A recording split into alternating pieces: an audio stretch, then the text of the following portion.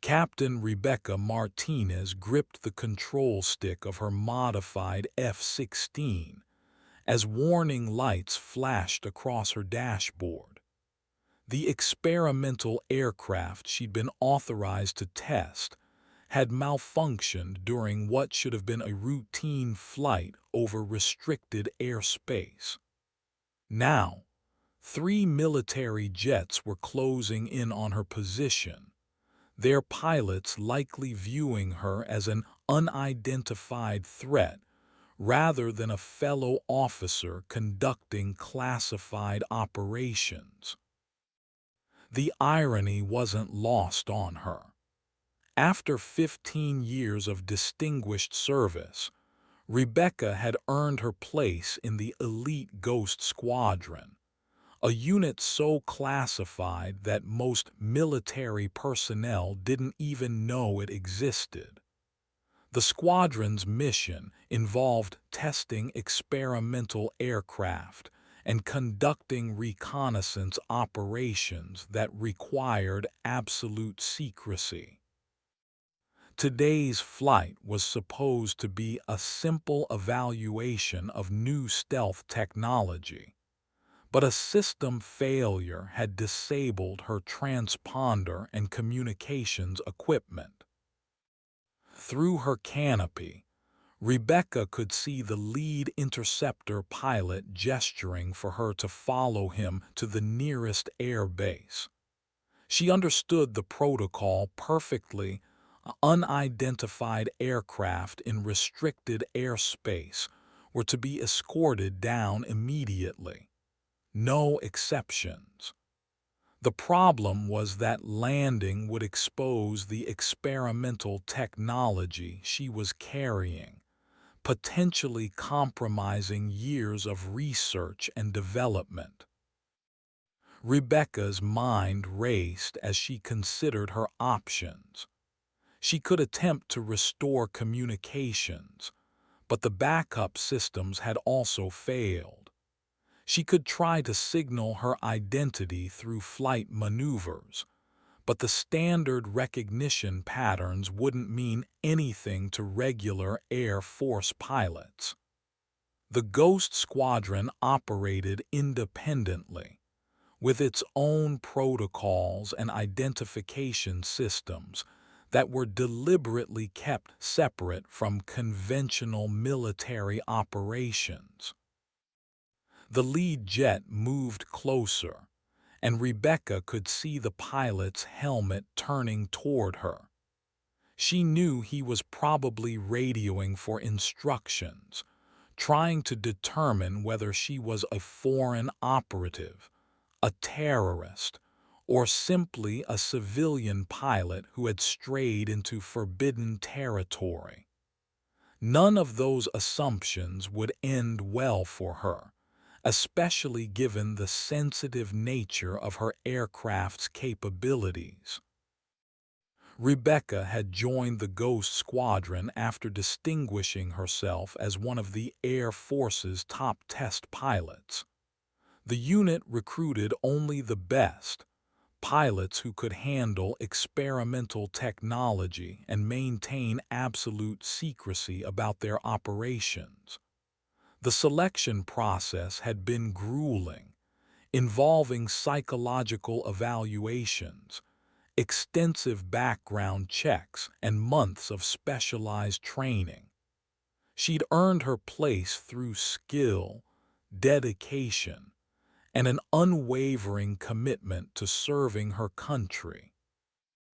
But now, that same commitment was about to get her into serious trouble. The jets flanking her were standard F-22 Raptors, powerful aircraft flown by capable pilots who were simply doing their job. They had no way of knowing that the mysterious aircraft they were intercepting belonged to one of their own.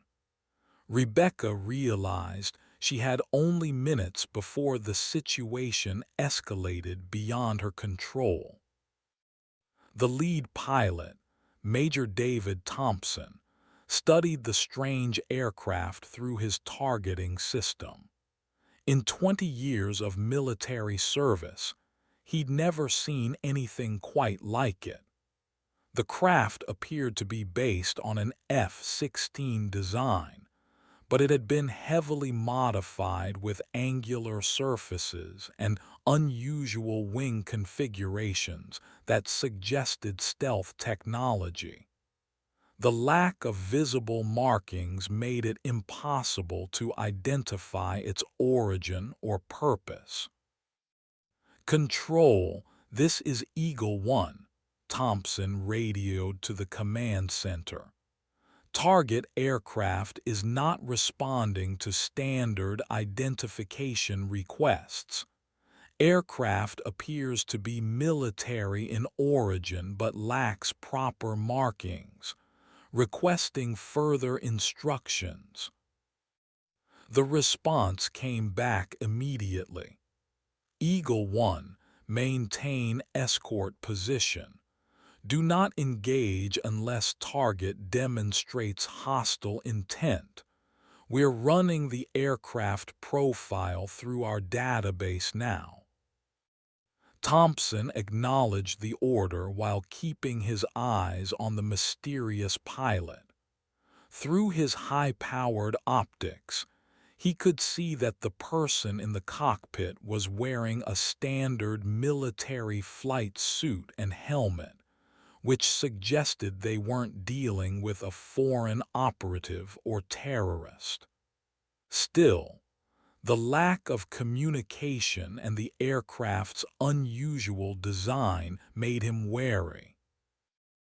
Behind him, his wingmen Lieutenant Sarah Collins and Captain Marcus Williams maintained their positions, ready to respond if the situation turned dangerous. All three pilots had been scrambled from Edwards Air Force Base after radar operators detected the unidentified aircraft violating restricted airspace over the Mojave Desert. The area was home to numerous classified projects, making any unauthorized incursion a serious security concern. Thompson had been briefed on the various experimental programs operating in the region, but he'd never seen anything like the aircraft he was now escorting. "Eagle 2, do you see anything unusual about the target's design?" Thompson asked his wingman. "Affirmative, Eagle 1, Collins responded. "The angular surfaces and wing modifications suggest advanced stealth technology. This isn't some civilian aircraft that wandered off course. Someone with serious resources built this thing." Thompson nodded grimly. The situation was becoming more complex by the minute.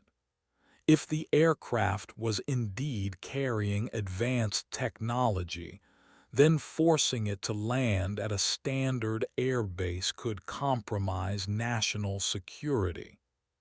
But allowing it to continue on its current course was equally problematic, especially since they had no idea of the pilot's intentions.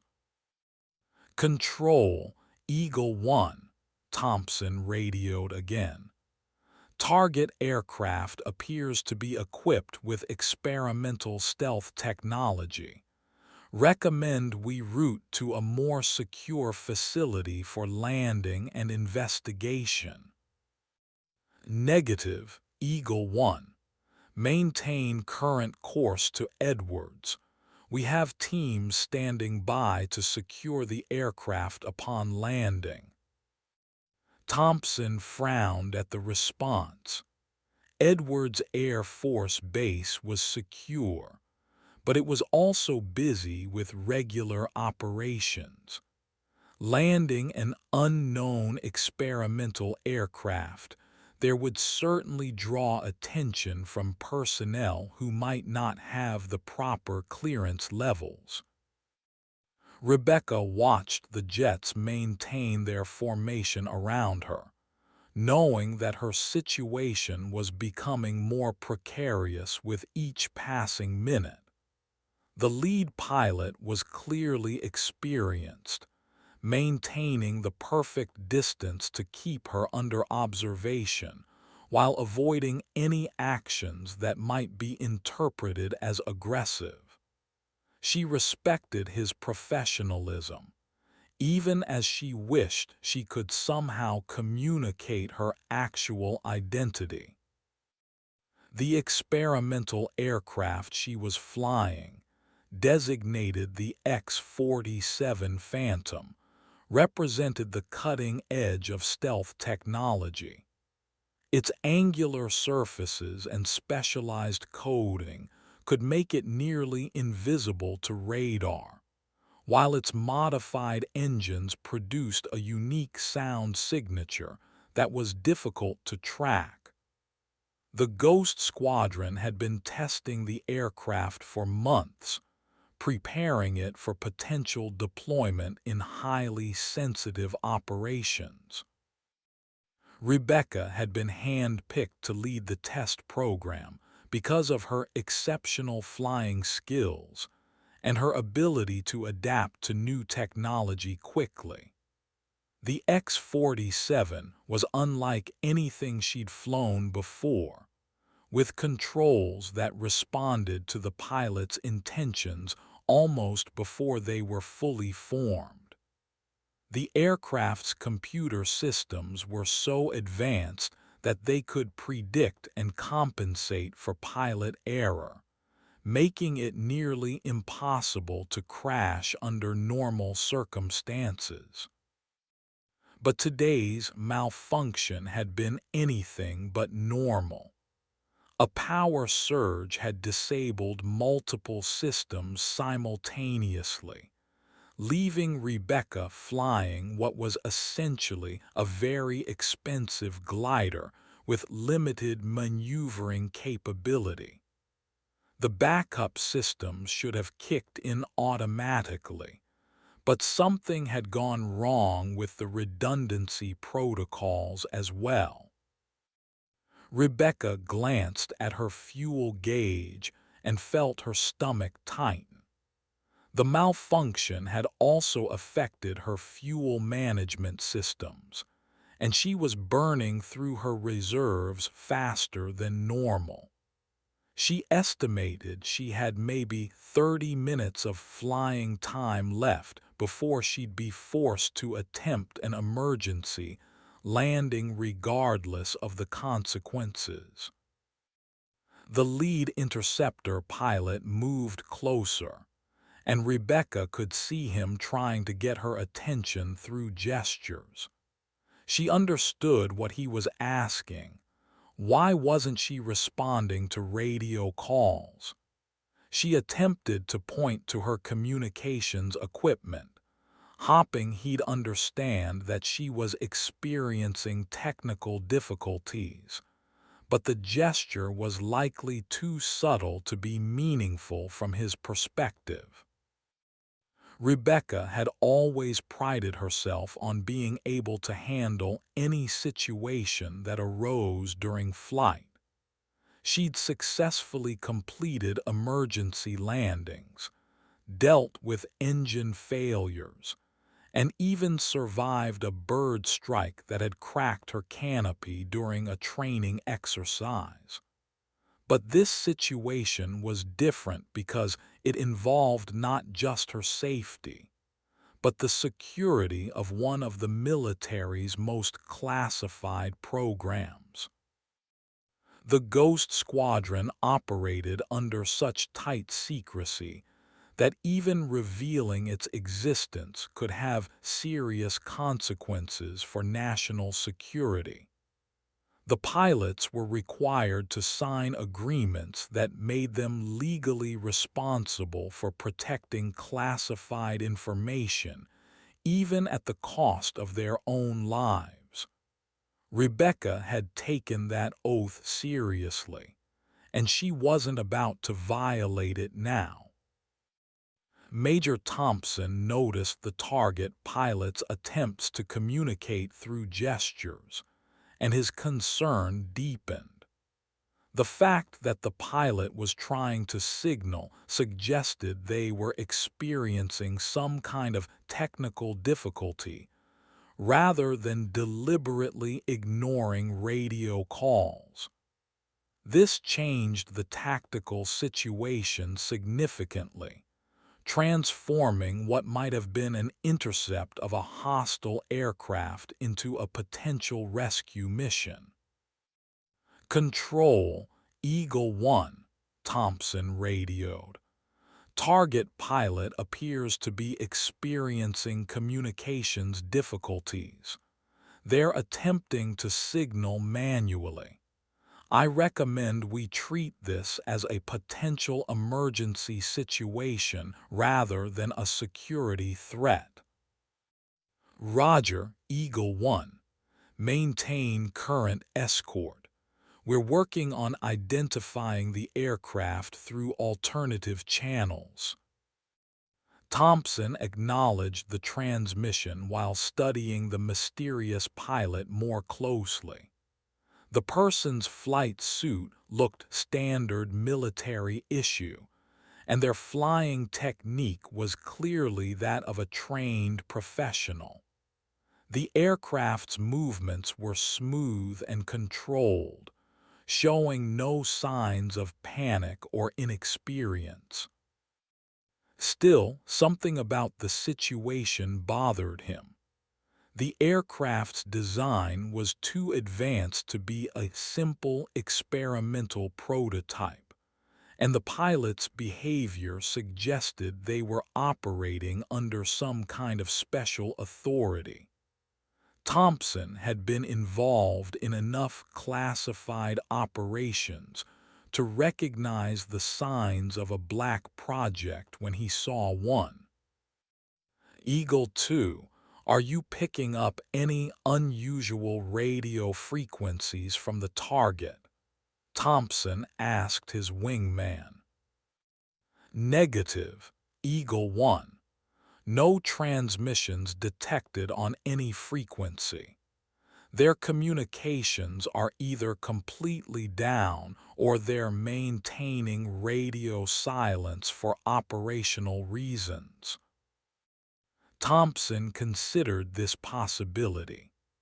If the aircraft was involved in a classified operation, the pilot might be under orders to maintain silence even when intercepted by friendly forces. Such protocols existed for the most sensitive programs, where exposure could compromise ongoing operations or reveal capabilities that adversaries weren't supposed to know about. The more Thompson thought about it, the more convinced he became that they were dealing with something beyond the scope of normal military operations. The aircraft's advanced design, the pilot's professional demeanor, and the complete communications blackout all pointed to a program that operated at the highest levels of classification. "Control, Eagle 1, Thompson radioed. I believe we may be dealing with a classified program.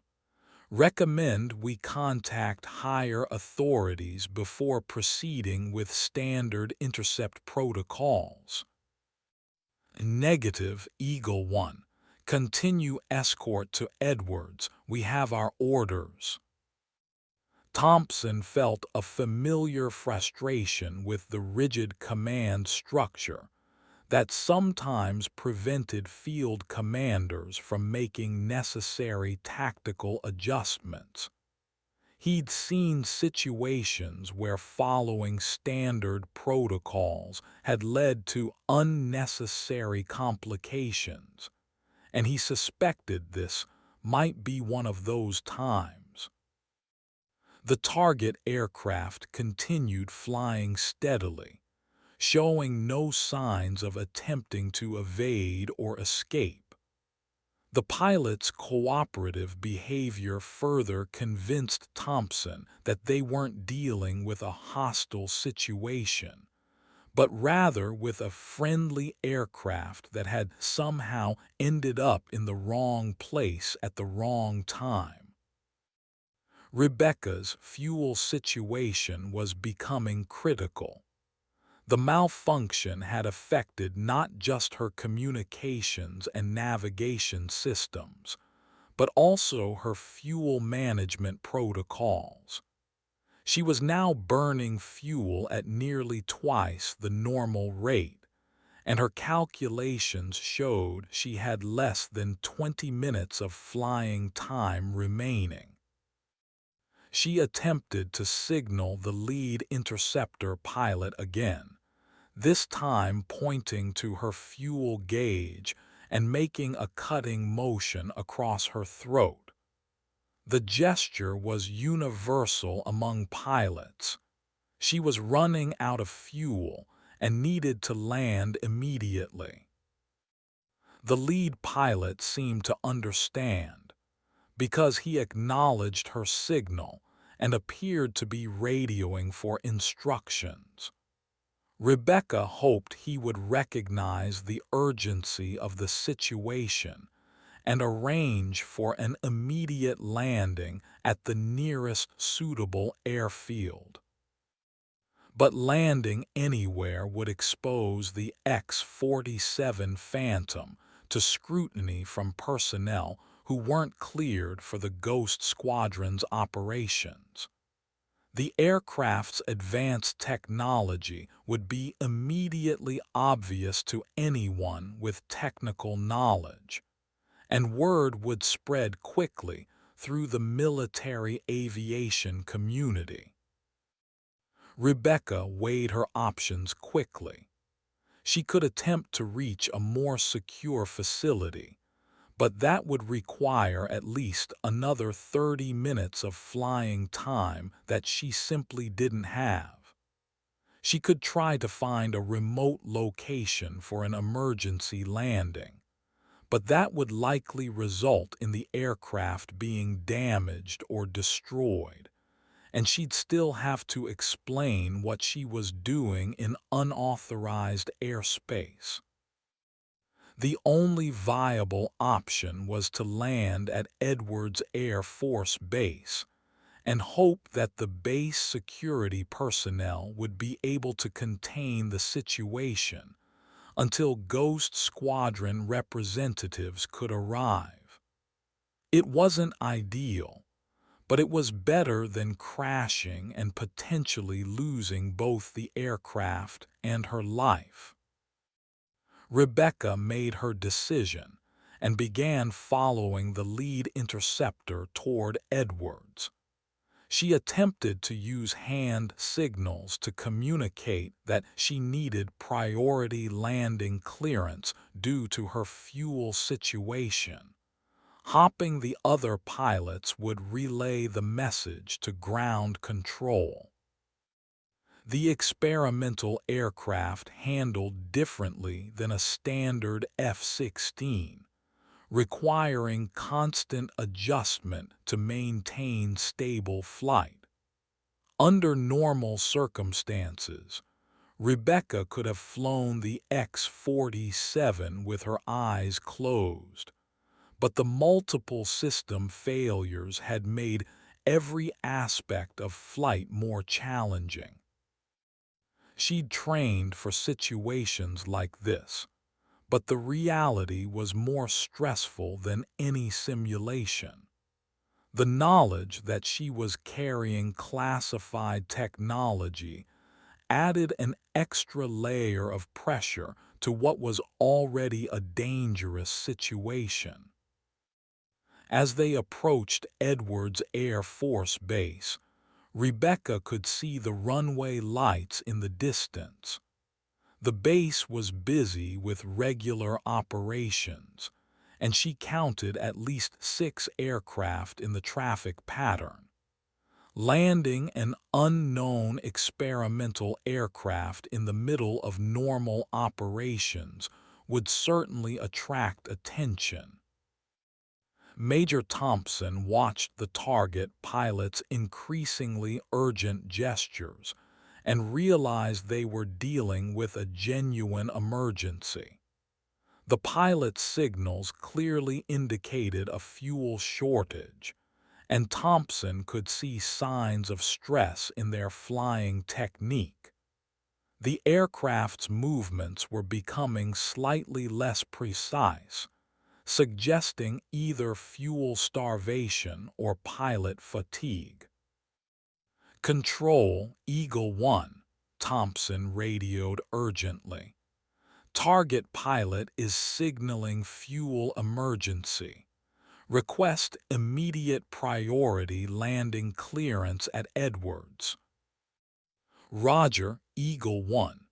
Edwards Tower has been notified. They're clearing the pattern for emergency landing." Thompson felt relieved that the situation was finally being taken seriously. He moved his aircraft into a better position to monitor the target's approach, while his wingmen maintained their escort positions. As they neared Edwards Air Force Base, Thompson could see the runway being prepared for an emergency landing. Ground crews were moving emergency vehicles into position, and the normal traffic pattern was being diverted to secondary runways. The target pilot's flying technique was becoming increasingly erratic, confirming Thompson's assessment that they were dealing with a genuine emergency rather than a security threat. The aircraft's movements showed the characteristic signs of fuel starvation, slight hesitations in response to control inputs, and occasional minor altitude variations. Thompson had seen enough aviation emergencies to recognize the signs of a pilot fighting to maintain control of an aircraft that was no longer responding normally. He felt a professional sympathy for the unknown pilot, knowing from experience how challenging it could be to maintain composure during an emergency situation. "Eagle 2, are you ready to provide assistance if the target has trouble during approach?" Thompson asked his wingman. "Affirmative, Eagle 1, standing by to assist." Thompson nodded, feeling confident that his team was prepared for any contingency. They'd trained for various emergency scenarios, including the possibility of having to guide a distressed aircraft to a safe landing. The target aircraft began its approach to Edwards, and Thompson could see the pilot struggling to maintain the proper glide path. The aircraft's unusual design made it difficult to judge its flight characteristics, but it was clear that the pilot was having to work harder than normal to control the aircraft. "Control, Eagle 1, Thompson radioed. "Target aircraft appears to be having difficulty maintaining stable approach. Recommend emergency crews be prepared for possible hard landing." "Roger, Eagle 1. All emergency services are standing by." Thompson watched anxiously as the mysterious aircraft continued its approach. The pilot's skill was evident in their ability to maintain control despite the obvious technical difficulties, but the situation remained precarious. As the aircraft crossed the runway threshold, Thompson held his breath. The landing would determine whether this emergency ended safely or became a disaster that would be remembered for years to come. Rebecca fought to maintain control of the X-47 Phantom as she approached the Edwards runway. The aircraft's fuel-starved engines were providing inconsistent power, making it nearly impossible to maintain a stable approach speed. Her hands moved constantly on the controls, making tiny adjustments to keep the aircraft lined up with the runway center line. The experimental aircraft's unusual flight characteristics made the emergency landing even more challenging. Unlike a standard F-16, the X-47 had a tendency to float during landing, requiring precise speed management to avoid overshooting the runway. With her fuel situation critical, Rebecca had only one chance to get the landing right. She could see the emergency vehicles lined up along the runway, their lights flashing in the gathering dusk. The sight was both reassuring and alarming. Reassuring because help was available if something went wrong. Alarming because their presence indicated just how seriously the situation was being taken. Rebecca's training kicked in as she focused on the fundamental aspects of landing technique. Airspeed, altitude, and alignment were the three critical factors that would determine whether she walked away from this landing or became a cautionary tale in aviation safety briefings. The X-47's engine stuttered for a moment, causing the aircraft to lose altitude more rapidly than expected. Rebecca compensated by pulling back slightly on the control stick, but she knew she was walking a tightrope between maintaining sufficient speed for control and managing her rapidly diminishing fuel supply. The runway grew larger in her windscreen as she descended through the final few hundred feet. Rebecca could see ground personnel watching from the control tower and emergency staging areas, all waiting to see how the drama would unfold. At 50 feet above the runway, the X-47's left engine quit completely. The aircraft yawed to the left, and Rebecca had to apply full right rudder to maintain directional control. The sudden loss of power on one side created an asymmetric thrust condition that threatened to send the aircraft spinning out of control. Rebecca's years of training and experience took over as she automatically adjusted for the engine failure. She reduced power on the remaining engine to minimize the thrust imbalance while simultaneously lowering the aircraft's nose to maintain airspeed. The maneuver was textbook perfect, but it left her with very little margin for error. 20 feet above the runway, Rebecca felt the aircraft settle into ground effect, that cushion of air that forms between an aircraft's wings and the ground during landing. The X-47 floated slightly, but Rebecca had anticipated this and was prepared to use the extra lift to her advantage. The main landing gear touched down firmly but smoothly, and Rebecca immediately applied the wheel brakes while deploying the drag chute. The X-47 rolled down the runway with emergency vehicles following on either side, their crews ready to respond if the aircraft caught fire or veered off the runway. As the aircraft's speed decreased, Rebecca felt the enormous tension she'd been carrying finally begin to ease. She'd successfully landed the experimental aircraft without compromising its classified systems or endangering anyone on the ground. Major Thompson watched the emergency landing with professional admiration.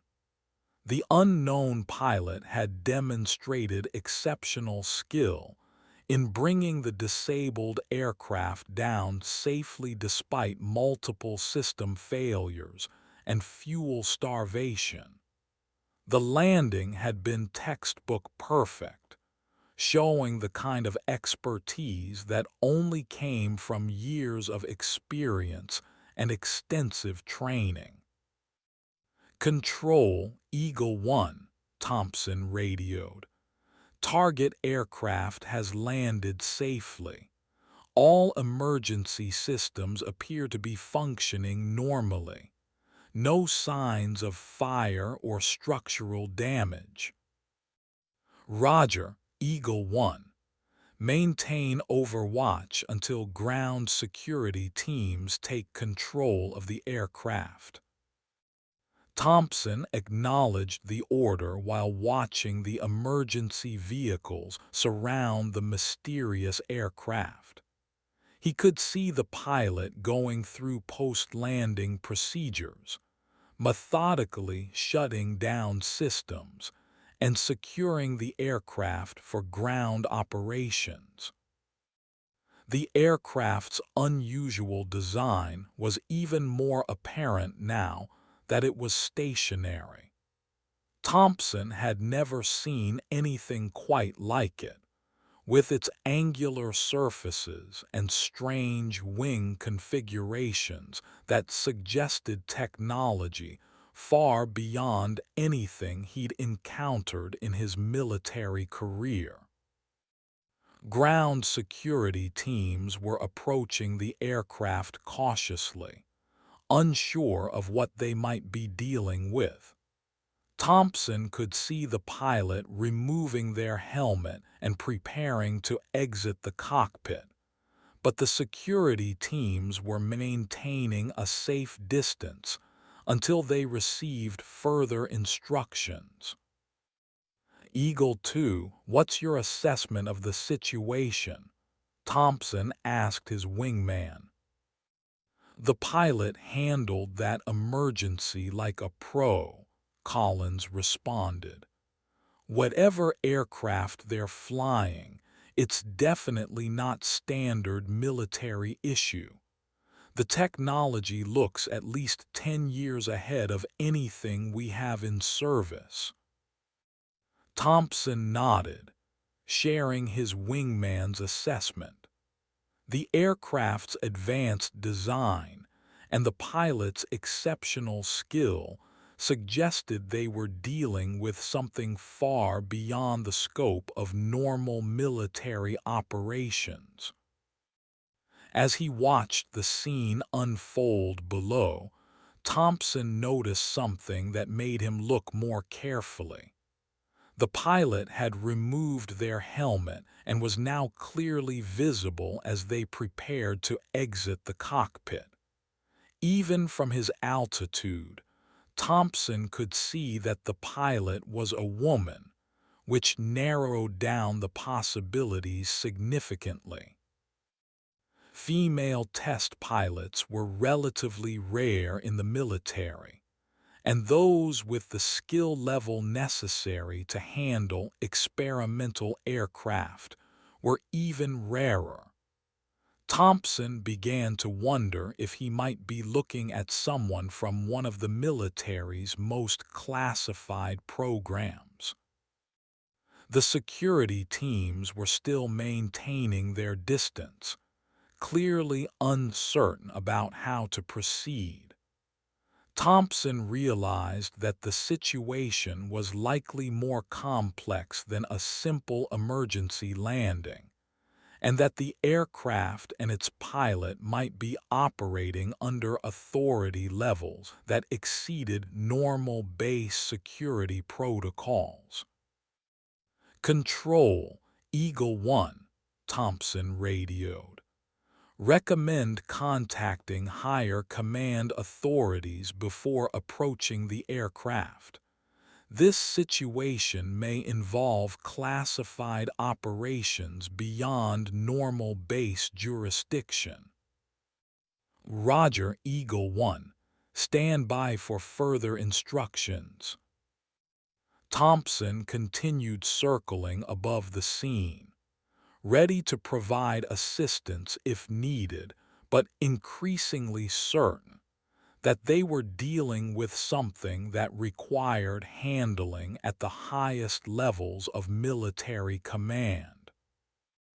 Rebecca completed her post-flight shutdown procedures and prepared to exit the X-47 Phantom. She could see the security teams surrounding her aircraft, their vehicles positioned at a respectful distance, but clearly ready to respond to any threat. The situation was delicate. She needed to establish her identity and authority without revealing more about the Ghost Squadron than absolutely necessary. As she opened the cockpit canopy, Rebecca was immediately struck by the cool desert air and the sound of emergency vehicles idling nearby. The familiar smell of jet fuel and hot metal filled her nostrils, reminding her of countless other landings that had ended far less dramatically. Rebecca climbed down from the cockpit slowly, making sure to keep her hands visible and her movements deliberate. She understood that the security teams didn't know whether she was a friendly pilot or a potential threat, and she didn't want to do anything that might escalate the situation. The base security commander approached cautiously, his weapon holstered but his hand resting on it. "Ma'am, I need you to identify yourself and state your business in restricted airspace." Rebecca reached slowly into her flight suit and withdrew her military identification, along with a special clearance card that identified her as a member of a classified program. "Captain Rebecca Martinez, United States Air Force. I'm operating under Special Authority Designation Ghost 77. The security commander examined her identification carefully, then spoke into his radio.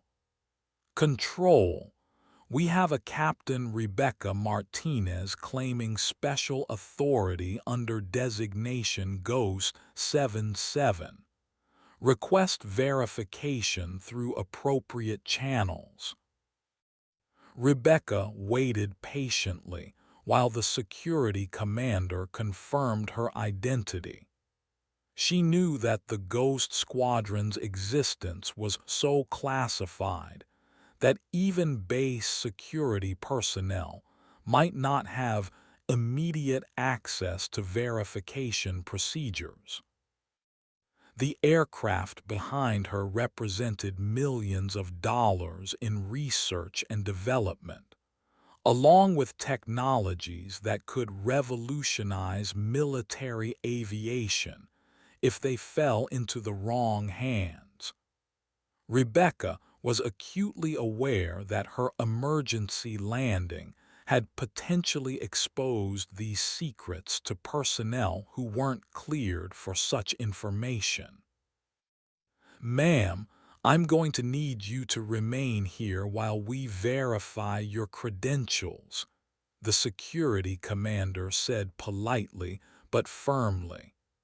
I hope you understand that we have to follow proper protocols. Rebecca nodded understanding. I completely understand, Commander. I would ask that you limit access to my aircraft until proper authorities can be contacted. The technology involved is highly classified. The security commander's expression grew more serious as he realized the implications of Rebecca's statement. Ma'am, are you saying this aircraft contains classified technology that exceeds normal base security protocols? That's exactly what I'm saying, Rebecca replied. I recommend you contact your commanding officer immediately and request guidance from the highest available authority. The security commander spoke into his radio again, this time with more urgency. Rebecca could hear him explaining the situation to his superiors, emphasizing the potential security implications of the aircraft and its technology. Above them, the three interceptor aircraft continued circling, their pilots maintaining overwatch of the situation. Rebecca appreciated their professionalism and dedication, even though their intervention had complicated her mission. Major Thompson received new instructions from his command center as he continued circling above the emergency landing site. The situation had taken on a much more serious tone, with references to special authority protocols and potential security implications that went beyond normal base operations. Eagle 1, this is Control, came the radio transmission. We've received confirmation that the aircraft and pilot are operating under Special Authority Designation Ghost 77. You are ordered to maintain overwatch until Special Operations personnel arrive to take control of the situation. Thompson acknowledged the order while wondering what exactly Special Authority Designation Ghost 77 meant. He'd heard rumors about ultra-classified programs that operated independently of normal military chains of command, but he'd never encountered one directly. Eagle 2, did you copy that transmission? Thompson asked his wingman. Affirmative, Eagle 1. Looks like we stumbled into something bigger than a simple emergency landing. Thompson nodded grimly. The aircraft's advanced technology and the pilot's exceptional skill had already suggested they were dealing with something beyond normal operations. But the mention of special authority protocols confirmed his suspicions. On the ground, he could see more security vehicles arriving at the scene. The aircraft was now surrounded by a much larger security perimeter, with personnel maintaining significantly greater distances from the experimental craft. Thompson had been involved in enough classified operations to recognize the signs of a black project when he saw one. The secrecy surrounding the aircraft and its pilot, combined with the advanced technology he'd observed, all pointed to one of the military's most sensitive programs. "Control, Eagle 1, Thompson radioed. What's our estimated time for Special Operations personnel arrival?" "Eagle 1, Special Operations Team is en route by helicopter. Estimated arrival in 15 minutes. Continue overwatch until they arrive." Thompson settled in for a longer patrol, knowing that his role in the situation was far from over. The emergency landing had been just the beginning of what was likely to be a very complex security situation. Below, he could see the pilot standing near her aircraft, surrounded by security personnel, but clearly not under arrest. Her posture and demeanor suggested someone accustomed to dealing with classified operations and security protocols. The three interceptor pilots had inadvertently become part of what was obviously a highly classified incident. Thompson realized that they would likely be debriefed extensively about everything they had observed during the intercept and emergency landing. As he continued circling above the scene, Thompson spotted helicopters approaching from the east. The Special Operations Team was arriving ahead of schedule, which suggested that the situation was being treated with the highest priority by military command. Thompson prepared to hand over responsibility for the situation to whoever was in charge of the Special Operations Team, knowing that his part in the drama was about to end, but that the real story was just beginning. Rebecca watched as two military helicopters approached Edwards Air Force Base, their rotor noise growing louder as they prepared to land near her position. She recognized the aircraft as modified Black Hawks, the type typically used by special operations teams for sensitive missions.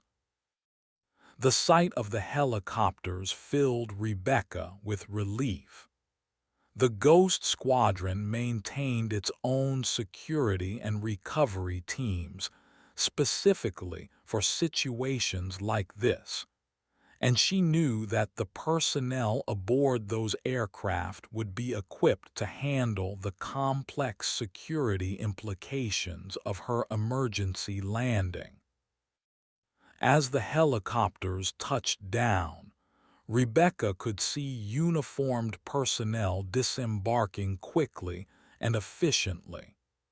Their movements and equipment suggested special operations training, and she noticed that several of them carried cases that likely contained secure communication equipment and other specialized gear. The base security commander approached Rebecca as the Special Operations Team formed up near the helicopters. "Ma'am, it appears your people have arrived. I'll be transferring responsibility for this situation to them." Rebecca nodded gratefully. "Thank you for your professionalism, Commander. I know this was an unusual situation, and I appreciate how your team handled it." A tall man in military fatigues approached, his bearing and confidence marking him as the Special Operations Team leader. Rebecca recognized him as Major James Patterson, one of the Ghost Squadron's senior security officers. "Captain Martinez," Patterson said as he approached. "Glad to see you made it down safely. We've been monitoring the situation since your communications went down." Rebecca felt a surge of relief at seeing a familiar face. "Major Patterson, I'm very glad to see you. The X-47 experienced multiple system failures during the test flight. I had no choice but to make an emergency landing." Patterson nodded understanding. "We monitored your intercept by the Eagles. The pilots handled themselves professionally, but we need to manage the security implications of this exposure." Rebecca looked up at the three interceptor aircraft still circling overhead. "What about the pilots who escorted me down? They've seen the X-47 and observed its flight characteristics." "That's being handled at higher levels," Patterson replied. "For now, our priority is securing your aircraft and getting you debriefed. The technical teams are standing by to assess the system failures." Rebecca felt grateful that the situation was finally under control. The Ghost Squadron's security protocols were designed to handle exactly this type of incident, and she knew that Patterson and his team would manage all the complex details of exposure containment and operational security. "How much did the base security teams observe?" Patterson asked. "They maintained appropriate distance and followed proper protocols," Rebecca replied. "I don't think they had opportunity to observe any specific technical details, but they certainly saw the aircraft's unusual configuration." Patterson made notes on a tablet as Rebecca spoke. "We'll need detailed debriefing on everything that happened from the moment your systems failed until we arrived. The Incident Review Board will want to understand exactly what went wrong and how to prevent it from happening again." Major Thompson received orders to land at Edwards Air Force Base as the Special Operations Team took control of the situation on the ground. He could see the security perimeter being expanded and additional personnel arriving to manage what was clearly a major security incident. "Eagle Flight, this is Control," came the radio transmission. "You are ordered to land at Edwards for immediate debriefing. Report to Hangar 7 upon landing." Thompson acknowledged the order while feeling a mixture of curiosity and concern about what the debriefing would entail. He'd been involved in classified operations before, but this situation seemed to involve security levels beyond anything he'd previously encountered. As he prepared for landing, Thompson reflected on the events of the past hour.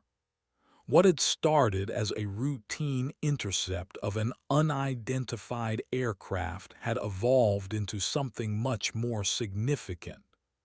The pilot's exceptional skill, the aircraft's advanced technology, and the rapid response of special operations teams all suggested they'd stumbled into one of the military's most classified programs. Thompson landed his F-22 and taxied to the designated hangar, where he could see several official vehicles waiting. His wingmen landed shortly after him, and all three pilots were immediately met by security personnel who escorted them to a briefing room. The debriefing was conducted by a senior officer whose insignia and bearing suggested very high security clearance. Thompson and his wingmen were questioned extensively about everything they had observed during the intercept and emergency landing. Major Thompson, the debriefing officer said, "I want to be very clear about the classification level of what you witnessed today. The aircraft and its pilot are part of a program that operates at the highest levels of national security. Everything you observed is classified at levels that carry severe penalties for unauthorized disclosure." Thompson nodded understanding. "Sir, my crew and I understand the seriousness of the situation. We'll maintain absolute discretion about everything we observed." "I'm sure you will, Major," the officer replied. "But I want you to understand that this goes beyond normal operational security. The technology you observed today is literally years ahead of anything in current service. Its exposure could compromise national security at the highest levels." Thompson felt the weight of responsibility settling on his shoulders. He'd always taken security seriously, but this situation involved implications that went far beyond normal military operations. The debriefing continued for several hours, with the officer asking detailed questions about every aspect of the intercept and emergency landing. Thompson and his wingmen were required to provide written statements and sign additional security agreements that bound them to absolute secrecy about the incident. As the debriefing concluded, Thompson realized that he'd been witness to something extraordinary. The mysterious aircraft and its skilled pilot represented capabilities that existed at the very edge of technological possibility, and he'd been privileged to observe them in action.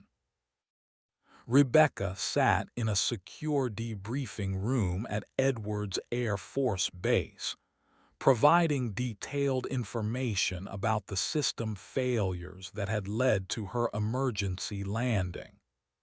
The technical team from Ghost Squadron was particularly interested in understanding how multiple redundant systems had failed simultaneously, which should have been virtually impossible given the X-47's design specifications.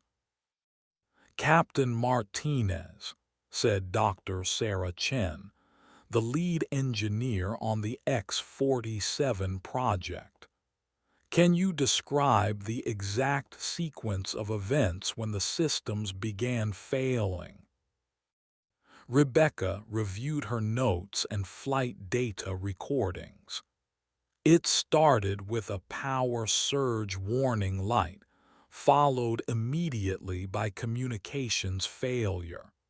Within 30 seconds, navigation systems went offline, and fuel management began showing anomalous readings." Dr. Chen made notes on her tablet while asking follow-up questions. "Did you observe any unusual vibrations or sounds from the aircraft before the failures began?" "Negative," Rebecca replied. The aircraft was performing normally until the moment the failures cascaded. There were no warning signs or gradual degradation of systems. The technical team exchanged concerned glances. Simultaneous failure of multiple independent systems suggested either a fundamental design flaw or some kind of external interference that they hadn't anticipated. We'll need to conduct extensive analysis of the aircraft systems, Dr. Chen continued. This type of failure pattern could indicate a vulnerability that we need to address before the X-47 enters operational service. Rebecca nodded understanding. What about the exposure implications? Several base personnel observed the aircraft, and the interceptor pilots got a good look at its configuration. Major Patterson, who had been listening to the technical discussion, spoke up. The exposure containment is being handled through appropriate channels.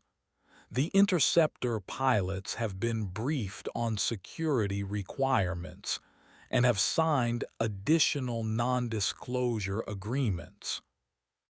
What about the base security personnel? Rebecca asked. They're being briefed on a need-to-know basis, Patterson replied. The official story is that you were conducting a routine test flight that experienced technical difficulties.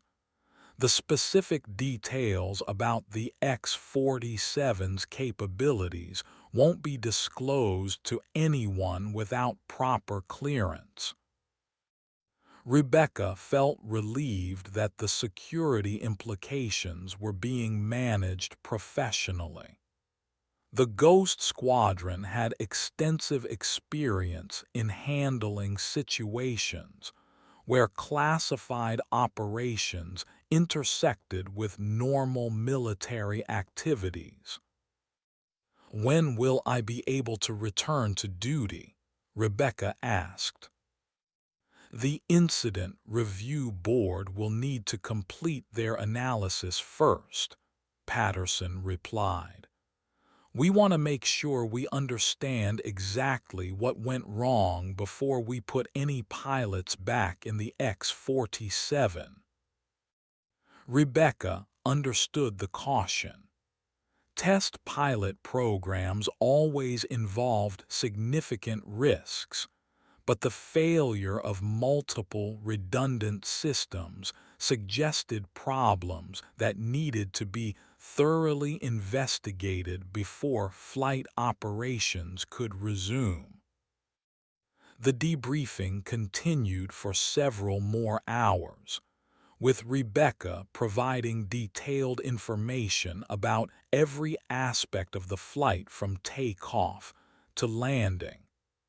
The incident would be analyzed from multiple perspectives to ensure that lessons learned would prevent similar occurrences in the future.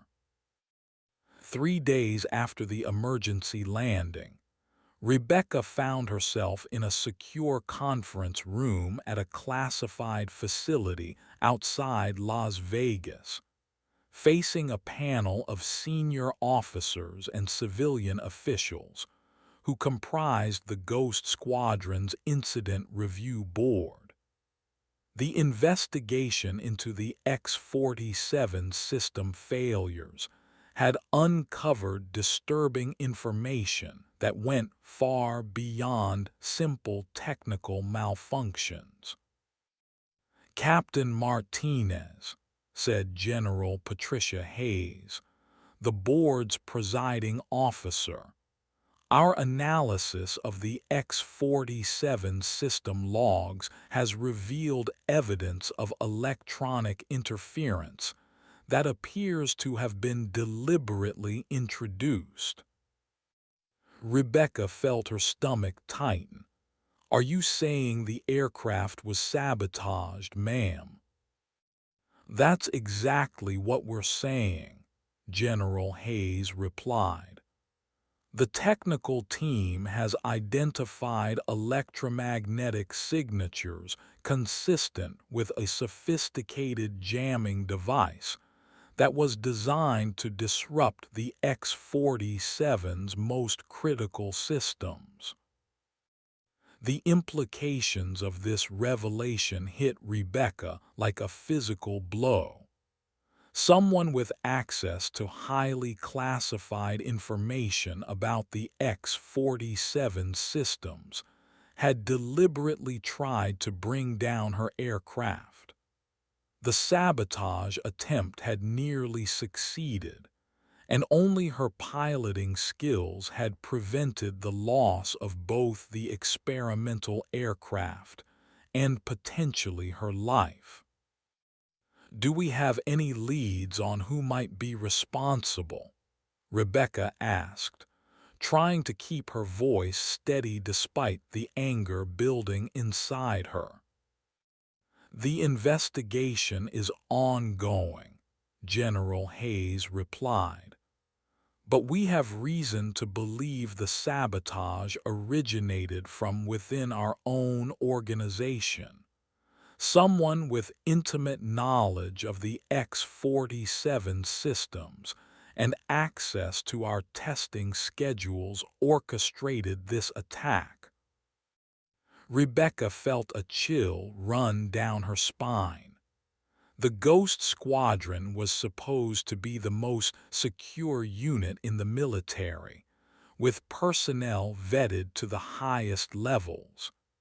The idea that someone within their own ranks could be working against them was almost incomprehensible. Dr. Chen, who was also present at the hearing, provided additional technical details. The jamming device was incredibly sophisticated, Captain Martinez. It targeted specific frequencies that our systems use for internal communication. This level of technical knowledge could only come from someone directly involved in the X-47's development. Rebecca's mind raced as she considered the implications. The sabotage attempt had been carefully planned and executed, suggesting that whoever was responsible had been planning this for some time. The fact that they'd targeted her specifically during a routine test flight indicated either incredible timing or advanced knowledge of the flight schedule. "What about the interceptor pilots who escorted me down?" Rebecca asked. "Are they being investigated as well?" "Major Thompson and his wingmen have been thoroughly vetted," General Hayes replied. "They had no advance knowledge of your flight and responded appropriately to what they perceived as a genuine emergency. Their actions actually helped ensure your safety." Rebecca felt relieved that the professional pilots who had helped her weren't under suspicion. Their intervention had complicated the situation from a security standpoint, but they had undoubtedly saved her life by providing escort during the emergency landing. "What's our next step?" Rebecca asked. "We're implementing enhanced security protocols for all Ghost Squadron operations," General Hayes replied. "Everyone with access to classified information will be subjected to additional background checks and polygraph examinations. We're also installing new monitoring systems to detect any future attempts at sabotage." Rebecca nodded understanding, but she couldn't shake the feeling that the saboteur was still out there, possibly planning another attack. The Ghost Squadron's work was too important to national security to be compromised by internal threats. Captain Martinez, I want you to know that we have complete confidence in your abilities and your loyalty, General Hayes continued. The way you handled this emergency reflects the highest standards of military professionalism. Rebecca appreciated the vote of confidence, but she knew that her career and possibly her life were now in danger from someone within her own organization. The sabotage attempt had been a clear message that someone wanted the X-47 program stopped, and they were willing to kill to achieve that goal. Major Thompson was reviewing routine paperwork in his office at Edwards Air Force Base when his phone rang with an urgent summons to report to the base commander's office immediately. The tone of the message suggested that this was related to the classified incident from 3 days earlier. Thompson made his way to the command building, wondering what new developments might have emerged from the investigation. He'd already provided extensive testimony about the intercept and emergency landing, and he'd assumed his involvement in the situation was complete. The base commander's office was occupied not just by Colonel Williams, but also by two individuals in civilian clothes who carried themselves with the bearing of federal agents. Thompson felt his stomach tighten as he realized the situation was becoming more complex. "Major Thompson," Colonel Williams said, "these are Special Agents Martinez and Johnson from the Defense Intelligence Agency. They have some additional questions about the aircraft you intercepted."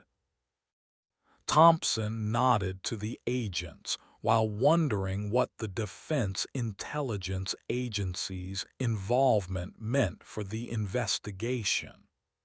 The DIA typically handled matters involving foreign intelligence threats and military security breaches.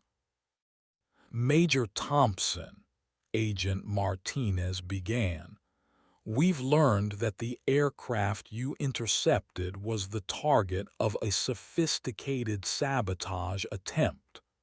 We believe someone with access to classified information deliberately tried to bring down that aircraft." Thompson felt shocked by this revelation. "Are you saying the emergency landing was the result of sabotage rather than mechanical failure?"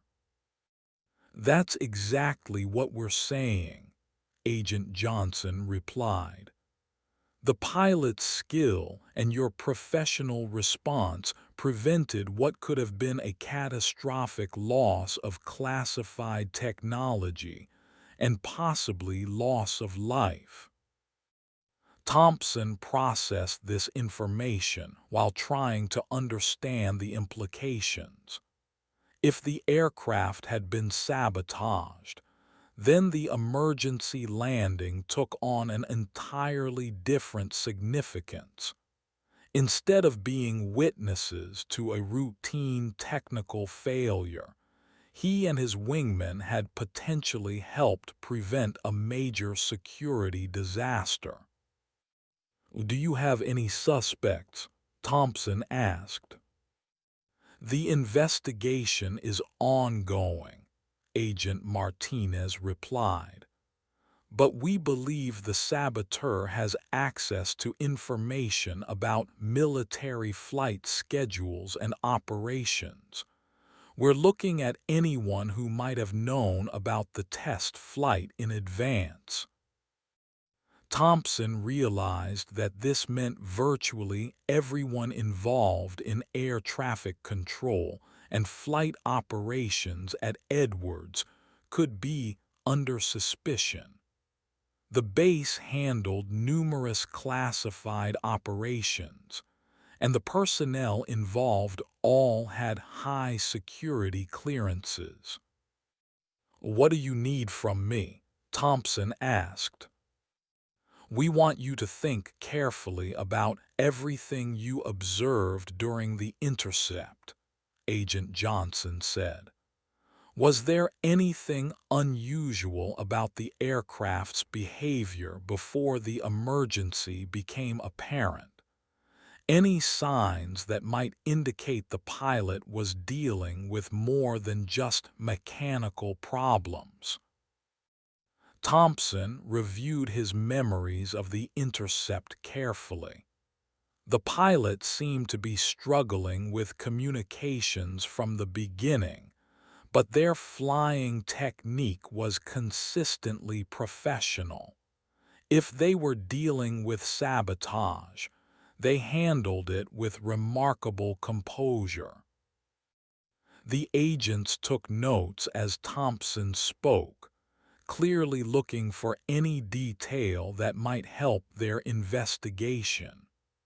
Thompson realized that his testimony could be crucial in identifying whoever was responsible for the sabotage attempt.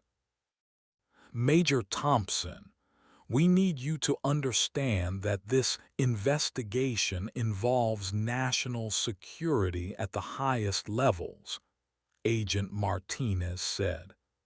"The aircraft you intercepted represents technology that could change the balance of military power if it falls into the wrong hands." Rebecca was assigned to temporary duty at a secure facility while the investigation continued, but she found herself growing increasingly frustrated with the restrictions placed on her activities. The sabotage attempt had effectively grounded her from flying duties, and she was spending her days in briefings and security reviews rather than in the cockpit where she belonged. The Ghost Squadron's security officer, Major Patterson, had implemented what he called enhanced protective protocols, which meant that Rebecca was essentially under guard 24 hours a day. The protection was discreet but comprehensive, with security personnel monitoring her movements and communications.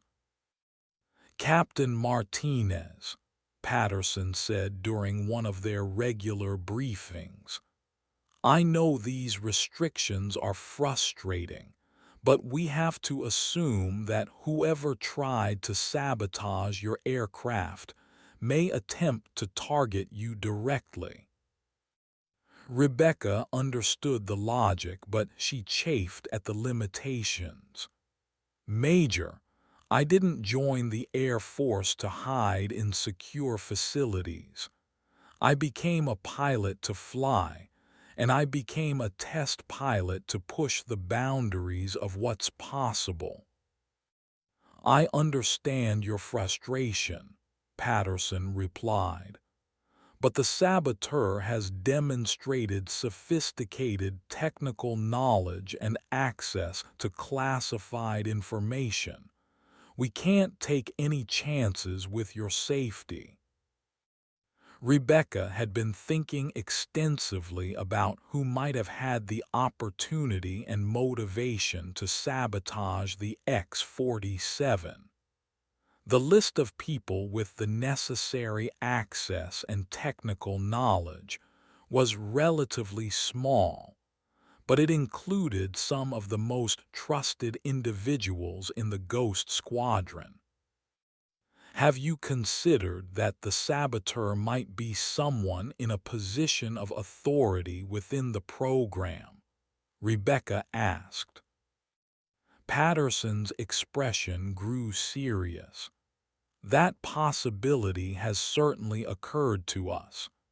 The level of access required suggests someone with significant responsibility and trust within the organization.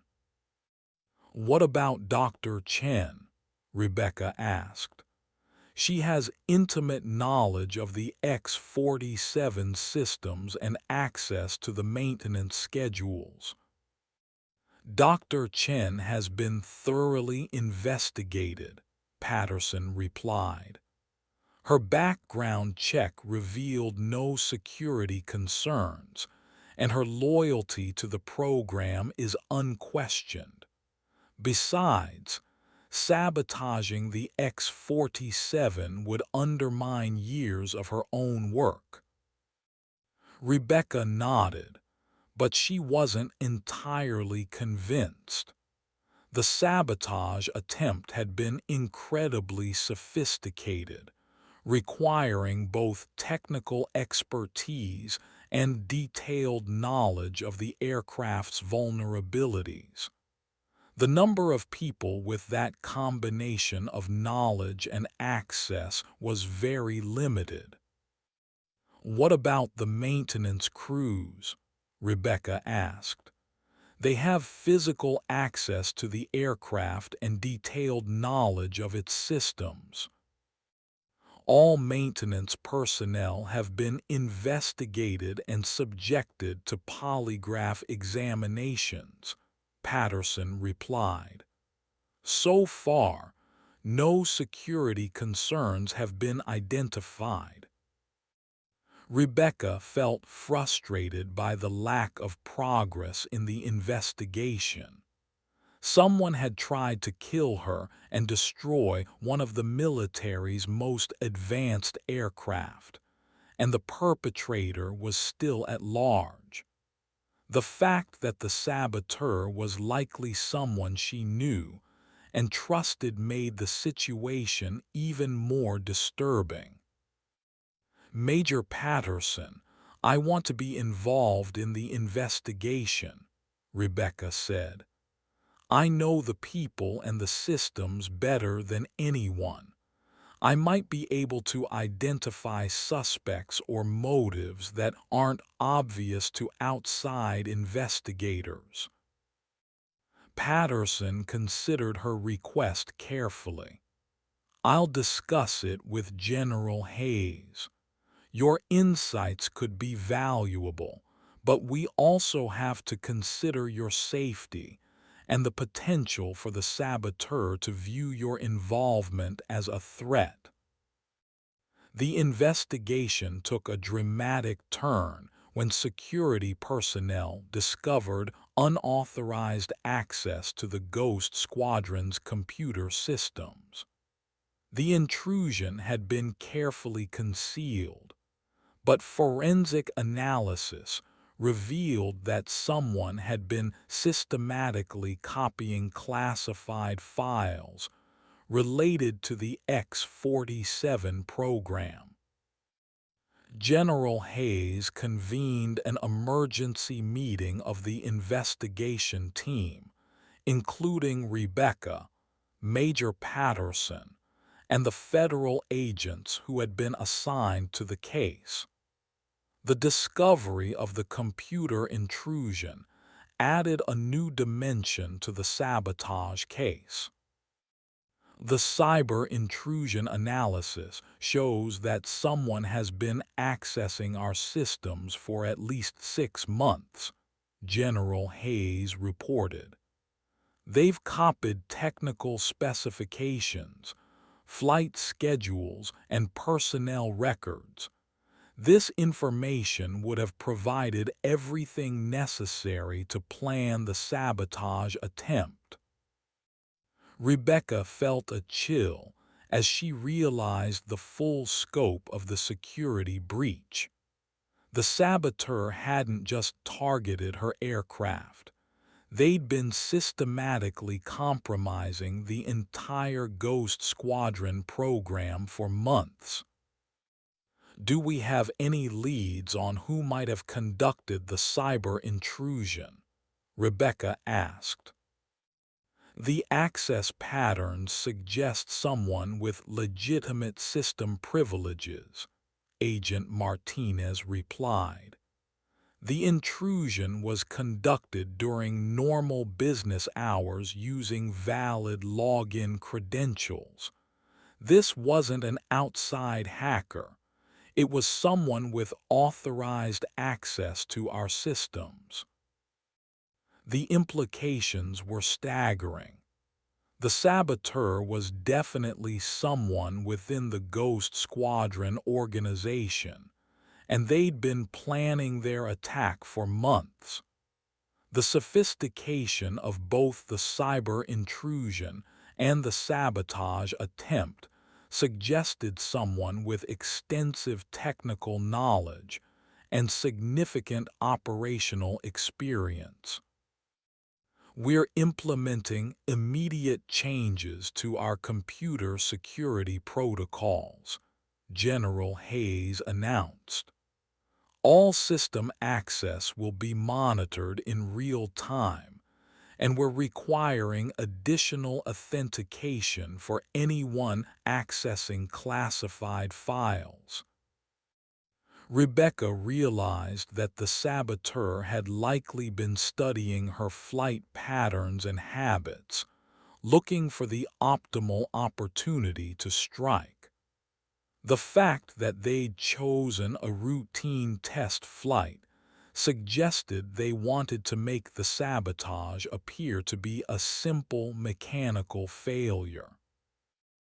General Hayes, I believe the saboteur chose my aircraft deliberately, Rebecca said. They knew I was one of the most experienced pilots in the program, and they probably calculated that my reputation would make any mechanical failure seem more credible. That's an interesting theory, Captain Martinez, General Hayes replied. What makes you think you were specifically targeted? The timing of the sabotage was too perfect, Rebecca explained. The jamming device activated at exactly the moment when I would have the most difficulty reaching a secure landing site. If they had wanted to simply destroy the aircraft, they could have sabotaged it during takeoff or landing when recovery would be impossible. The investigation team considered Rebecca's analysis, and Agent Johnson nodded agreement. Captain Martinez may be right. The saboteur might have been trying to force a landing at a non-secure facility where the X-47's technology would be exposed to unauthorized personnel. This theory added another layer of complexity to the case. If the saboteur's goal was to expose the X-47's technology rather than simply destroy it, then they might be working for a foreign intelligence service or competing defense contractor. We need to expand our investigation to include anyone who might benefit from compromising the X-47 program, General Hayes decided. This could involve industrial espionage or foreign intelligence operations. Rebecca felt that they were finally making progress in understanding the saboteur's motives and methods. The case was far from solved, but at least they were beginning to understand the scope of the threat they were facing. Major Thompson was conducting routine flight operations when he received an urgent message to report to the base intelligence office. The message indicated that new developments in the sabotage investigation required his immediate attention. Thompson made his way to the intelligence facility, wondering what role he might play in the ongoing investigation. His involvement had been limited to providing testimony about the intercept and emergency landing, but the urgent nature of the summons suggested that something significant had developed. The intelligence office was bustling with activity, with multiple officers and civilian personnel working on what appeared to be a complex investigation. Thompson was directed to a conference room where Agent Martinez was waiting with several other officials. "Major Thompson, thank you for coming," Agent Martinez said. "We've made some significant discoveries in our investigation, and we need your help with a particular aspect of the case." Thompson took a seat while wondering what specific assistance he could provide. "What can I do to help?" "We've identified the saboteur," Agent Martinez announced. "It's someone within the Ghost Squadron organization who has been systematically compromising their operations for months. We need your help with the apprehension operation." Thompson felt surprised by this development. "How can I assist with apprehending someone in a classified program?" "The suspect has been using Edwards Air Force Base as a meeting location for passing classified information to foreign contacts," Agent Martinez explained. "We believe they chose this location because it provides cover for their activities among normal military operations." Thompson realized that his knowledge of base operations and personnel could be valuable in identifying suspicious activities. "What specific information are you looking for?" "We need you to review flight logs and personnel records for the past 6 months," Agent Martinez said. "We're looking for patterns that might indicate when and where the suspect has been meeting with their contacts." Thompson nodded understanding. As a senior pilot and squadron leader, he had access to operational records that could reveal unusual activities or deviations from normal procedures.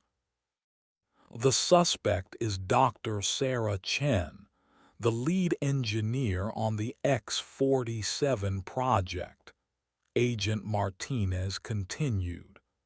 "She's been using her position to access classified information and pass it to foreign intelligence operatives." Thompson felt shocked by this revelation. Dr. Chen had been involved in the technical investigation of the sabotage, and she'd appeared to be genuinely concerned about the security implications of the incident. "How did you identify her as the saboteur?" Thompson asked. "The computer forensics analysis revealed that her system access patterns matched the unauthorized file copying," Agent Martinez replied. "She's been systematically downloading classified files and storing them on unauthorized devices." Thompson processed this information while trying to understand the implications.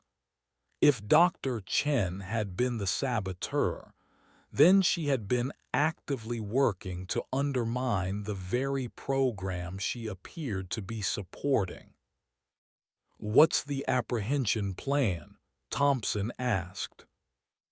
"We're going to arrest her during her next scheduled meeting with foreign contacts," Agent Martinez said. "We need you to provide operational support and ensure that base security is coordinated with our activities."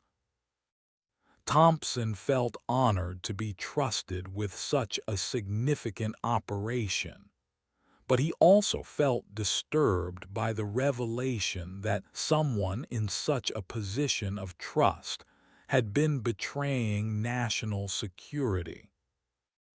The apprehension operation was scheduled for the following Tuesday, when intelligence surveillance had determined that Dr. Chen would be meeting with her foreign contacts at a location near Edwards Air Force Base.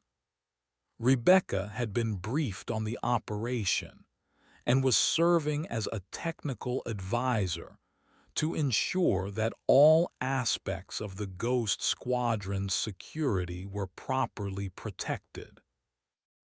Rebecca watched from a secure observation post as federal agents and military police prepared to execute the arrest.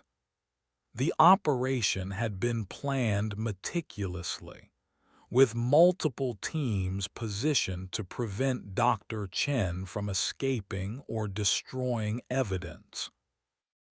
"Dragon Team, this is Control," came the radio transmission. "Target is approaching the meeting location. All teams maintain positions and await execute order." Rebecca felt a mixture of anger and betrayal as she watched Dr. Chen drive toward the meeting location. The woman she had trusted with her life during the technical investigation had been the one responsible for trying to kill her. The meeting location was a remote rest area along a desert highway, chosen by Dr. Chen because it provided privacy while appearing to be a random stop. Intelligence surveillance had identified the location through careful analysis of Dr. Chen's travel patterns and communication intercepts. "All teams, this is Control. Execute, execute, execute." Rebecca watched as multiple vehicles converged on the rest area simultaneously. Dr. Chen's car was surrounded within seconds, and she was arrested without resistance. The foreign contacts attempted to flee, but were quickly apprehended by additional teams that had been positioned to intercept them. The arrest was conducted with military precision, but Rebecca felt no satisfaction in watching someone she had trusted being taken into custody. Dr. Chen had betrayed not just the Ghost Squadron, but also the trust of everyone who had worked with her. "Captain Martinez, this is Agent Martinez," came the radio transmission. "Dr. Chen is in custody, and we've recovered significant amounts of classified material from her vehicle. The operation was successful." Rebecca acknowledged the transmission while feeling that a chapter in her life was finally closing. The sabotage attempt had been solved, and the threat to the Ghost Squadron had been neutralized. But as she watched Dr. Chen being led away in handcuffs, Rebecca realized that the betrayal had changed something fundamental about her relationship with the program. The absolute trust that had been essential for the Ghost Squadron's operations had been shattered, and rebuilding that trust would take time and effort. The X-47 program would continue, but with enhanced security measures and a much more careful approach to personnel vetting. Rebecca knew that she would eventually return to flying duties, but the experience of being targeted by someone within her own organization had left lasting marks on her perspective. Major Thompson, who had been coordinating base security for the operation, approached Rebecca as the arrest teams departed. "Captain Martinez, I want you to know that everyone involved in this case has tremendous respect for how you handled the emergency landing and the subsequent investigation." Rebecca appreciated the sentiment, but she knew that the real test would come when she returned to flying duties.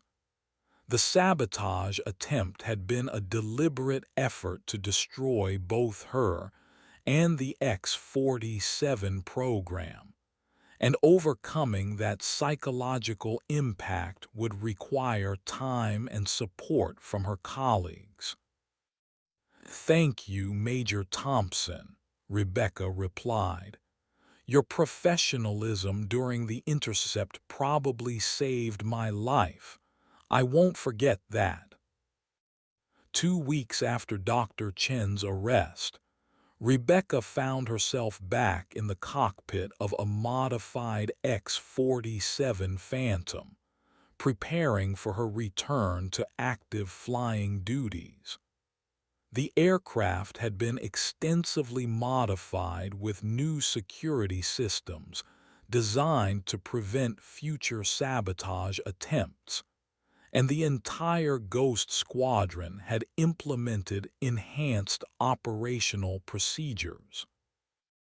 The investigation had revealed that Dr. Chen had been recruited by foreign intelligence operatives several years earlier, long before she joined the Ghost Squadron. Her technical expertise and access to classified programs had made her an extremely valuable asset for gathering information about advanced military technologies.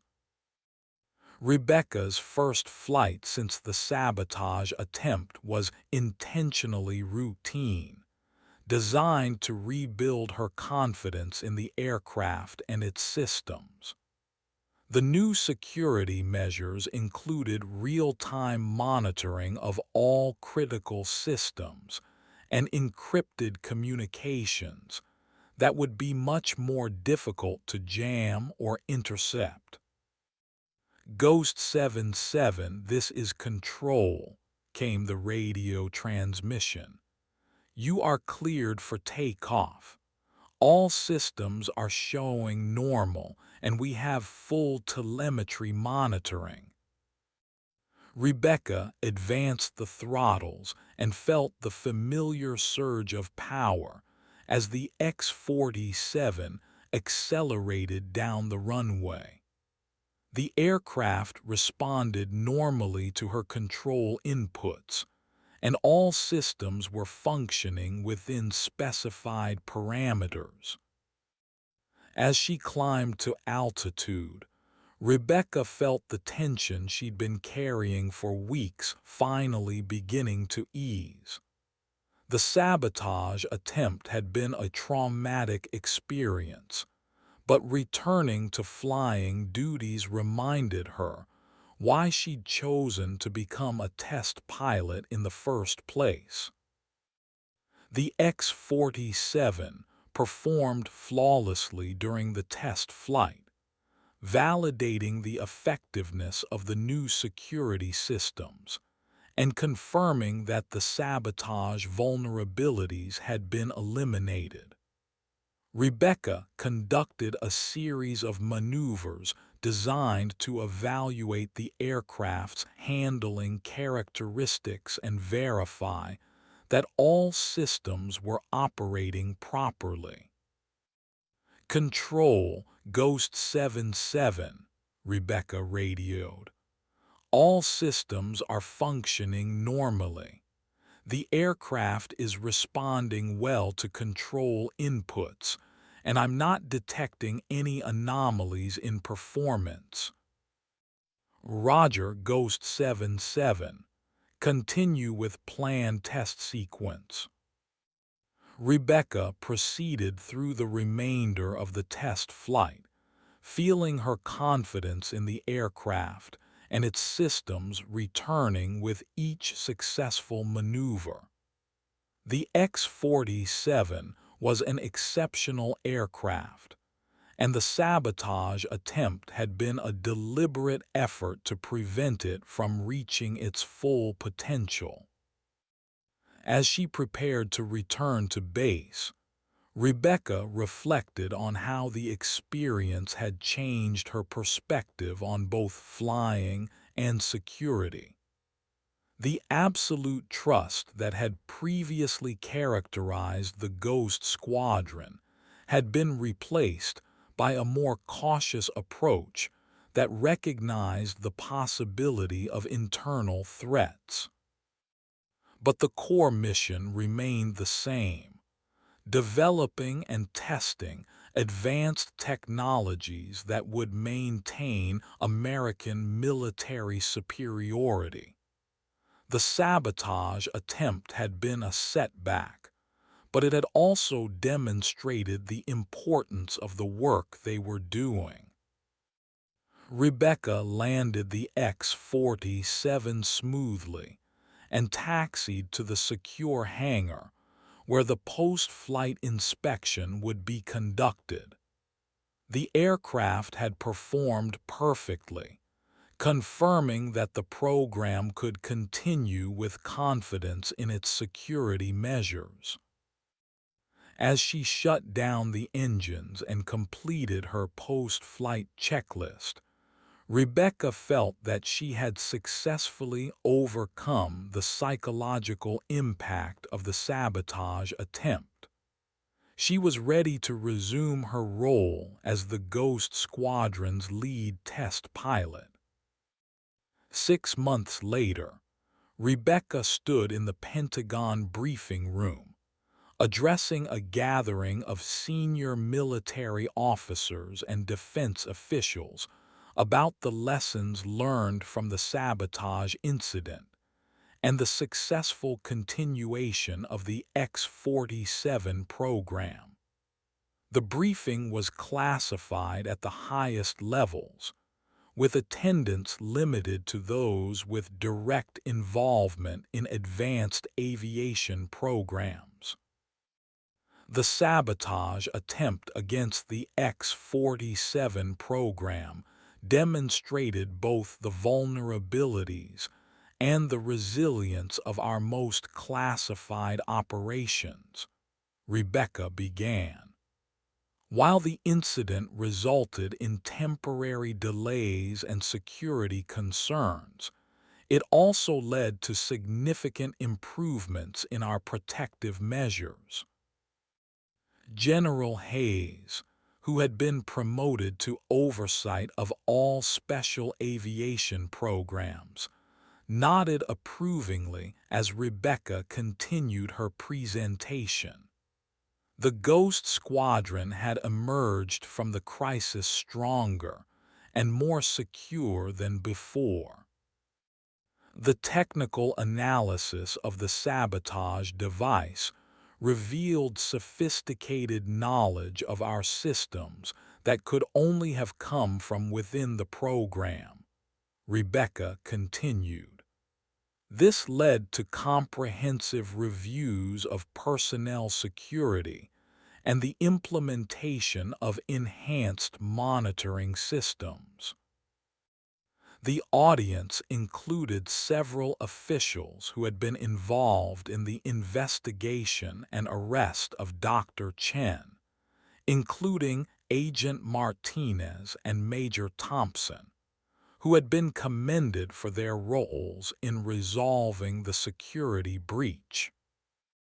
The X-47 program has continued with enhanced security measures that include real-time system monitoring, encrypted communications, and improved personnel vetting procedures, Rebecca reported. These measures have been successfully tested and validated through extensive flight operations. Rebecca's presentation included detailed technical information about the improvements made to the X-47 systems and the operational procedures that had been implemented to prevent future sabotage attempts. The program had not only survived the attack, but had been strengthened by the experience. The most significant lesson learned from this incident is the importance of maintaining vigilance against internal threats, Rebecca concluded. While we must continue to trust our colleagues and teammates, we must also implement systems that can detect and prevent betrayal from within our own ranks. The briefing concluded with questions from the audience and discussions about applying the lessons learned to other classified programs. Rebecca's experience had become a case study in how to respond to and recover from internal security threats. After the briefing, Major Thompson approached Rebecca with a warm smile. "Captain Martinez, I wanted to congratulate you on your presentation and your recovery from the sabotage incident. Your professionalism throughout this entire situation has been exemplary." Rebecca appreciated the recognition, but she knew that the real measure of success would be the continued advancement of the X-47 program and the protection of the technologies it represented. "Thank you, Major Thompson," Rebecca replied. "Your actions during the intercept and your support during the investigation were crucial to the successful resolution of this case." The two officers had formed a professional friendship through their shared experience, and Rebecca valued the perspective that Thompson brought from outside the Ghost Squadron's insular world. As they left the Pentagon briefing room, Rebecca felt proud of what the Ghost Squadron had accomplished despite the challenges they had faced. The program would continue to develop advanced technologies that would serve the nation's defense needs for years to come. The sabotage attempt had been a serious threat, but it had also demonstrated the resilience and professionalism of the military personnel involved in the most classified operations. Rebecca looked forward to continuing her role in pushing the boundaries of aviation technology while maintaining the highest standards of security and operational excellence. The X-47 program had survived its greatest test, and Rebecca knew that future challenges would be met with the same dedication and professionalism that had characterized the response to the sabotage incident. The Ghost Squadron would continue to operate in the shadows, protecting the nation's most advanced military capabilities from those who would seek to compromise them.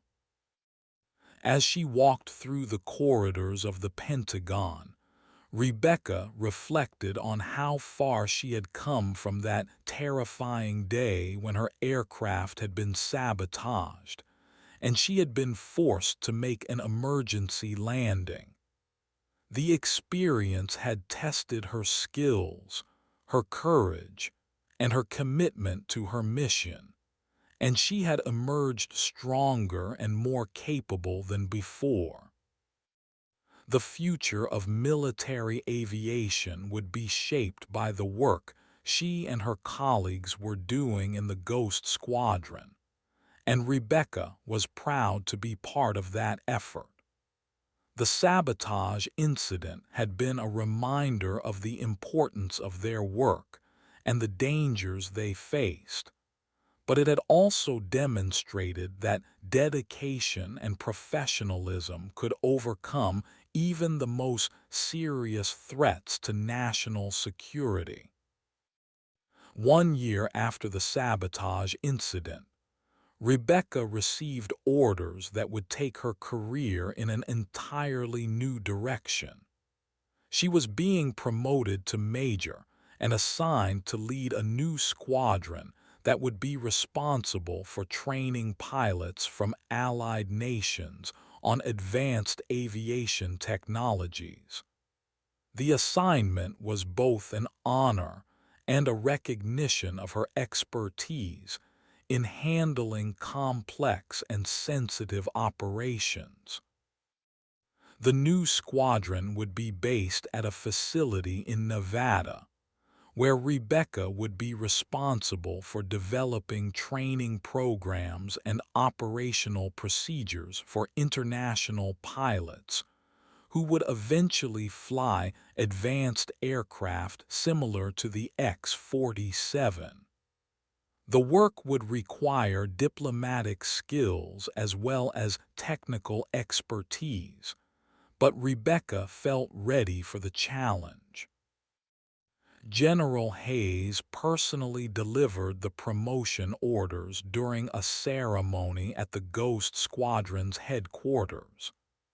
Major Martinez, your handling of the sabotage incident and your subsequent contributions to program security have demonstrated leadership qualities that make you ideally suited for this new assignment.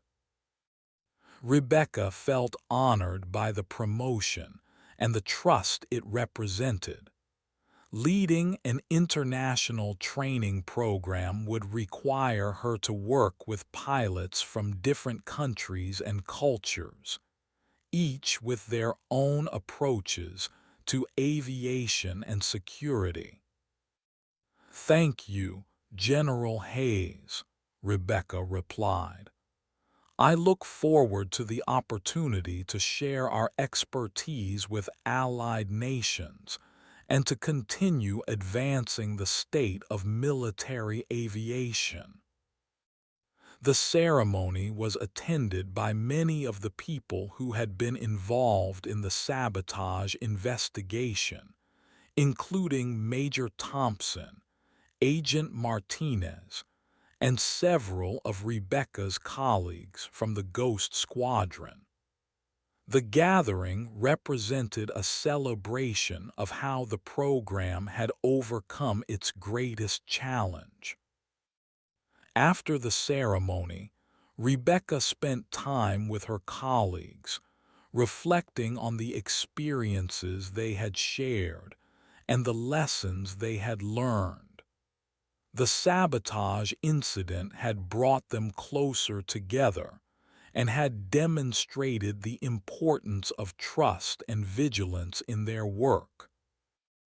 Major Thompson approached Rebecca with a congratulatory handshake. "Major Martinez, I wanted to wish you success in your new assignment.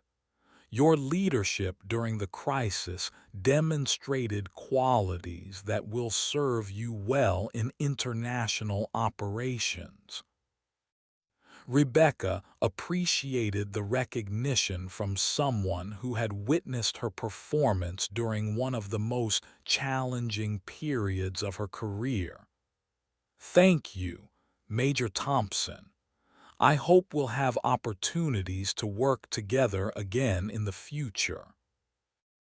As Rebecca prepared to leave the Ghost Squadron and begin her new assignment, she felt that she was carrying with her valuable experience and hard-won wisdom about the complexities of military aviation and national security.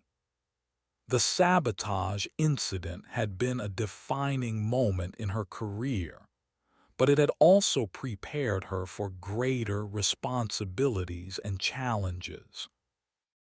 The X-47 program would continue under new leadership, with the security measures and operational procedures that had been developed in response to the sabotage incident. Rebecca's contributions to the program would have lasting impact on its success and security. Her new assignment would allow her to influence the development of international military aviation capabilities, sharing American expertise while learning from the experiences and perspectives of allied nations. The work would be different from test flying, but it would be equally important to national security. As she packed her belongings and prepared to leave the facility where she had spent some of the most challenging and rewarding years of her career, Rebecca felt confident that she was ready for whatever challenges lay ahead. The sabotage incident had tested her in ways she had never imagined, but it had also revealed reserves of strength and determination that she hadn't known she possessed. The future would bring new challenges and opportunities, but Rebecca was prepared to meet them with the same professionalism and dedication that had characterized her response to the sabotage incident. Her career in military aviation was entering a new phase, but her commitment to excellence and national security remained unchanged. Major Thompson was reviewing flight schedules in his office when he received an unexpected visitor. Agent Martinez knocked on his door and entered with a serious expression that suggested official business. "Major Thompson, I have some news that I thought you should hear directly," Agent Martinez said. "Dr. Chen has been convicted of espionage and sentenced to 25 years in federal prison. The case has been concluded." Thompson felt a sense of closure at hearing this news. The sabotage incident had been a significant event in his career, and knowing that justice had been served provided satisfaction. "What about her foreign contacts?" Thompson asked. "They were also convicted and sentenced," Agent Martinez replied. "The entire espionage network has been dismantled, and we've recovered most of the classified information that was compromised." Thompson nodded, feeling that the case had been resolved as completely as possible. The sabotage attempt had been a serious threat to national security, but the rapid response and thorough investigation had minimized the damage. I wanted to thank you personally for your contribution to the investigation, Agent Martinez continued. Your operational expertise and knowledge of base procedures were crucial to identifying the patterns that led to Dr. Chen's arrest. Thompson appreciated the recognition, but he knew that the real heroes of the case were Rebecca Martinez and the other Ghost Squadron personnel who had continued their work despite the security threats. Agent Martinez, I was just doing my job, Thompson replied. Major Martinez is the one who deserves credit for handling the emergency landing and supporting the investigation. Major Martinez has certainly distinguished herself, Agent Martinez agreed. Her promotion and new assignment are well-deserved recognition of her capabilities. Thompson felt proud to have played a role in supporting someone of Rebecca's caliber. The intercept and emergency landing had been routine operations for him, but they had been crucial to preventing a much more serious incident. What's the current status of the X-47 program? Thompson asked. The program has resumed full operations with enhanced security measures, Agent Martinez replied. The sabotage incident actually led to improvements that have made the program more secure and effective than before. Thompson felt satisfied that the program had not only survived the attack, but had been strengthened by the experience. The advanced technologies represented by the X-47 were crucial to maintaining American military superiority, and protecting them from sabotage was essential to national security. Agent Martinez, I want you to know that working with the federal agents on this case has been a positive experience, Thompson said. The cooperation between military and civilian law enforcement was excellent. Thank you, Major Thompson. Cases like this demonstrate the importance of that cooperation and the need for constant vigilance against threats to our national security. As Agent Martinez prepared to leave, Thompson reflected on how the sabotage incident had affected his own perspective on military operations. The case had demonstrated that threats could come from unexpected sources, and that maintaining security required constant awareness and professional cooperation. The experience had also reinforced his appreciation for the dedication and professionalism of the military personnel involved in the most classified operations.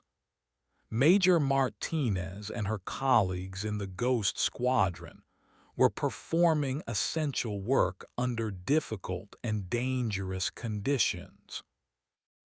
Thompson returned to his routine duties with a deeper understanding of the complex security challenges facing modern military operations. The sabotage incident had been resolved, but the lessons learned would continue to influence his approach to security and operations for years to come. 5 years after the sabotage incident, Rebecca found herself testifying before a closed session of the Senate Armed Services Committee about the ongoing effectiveness of the security measures implemented in response to the Dr. Chen case.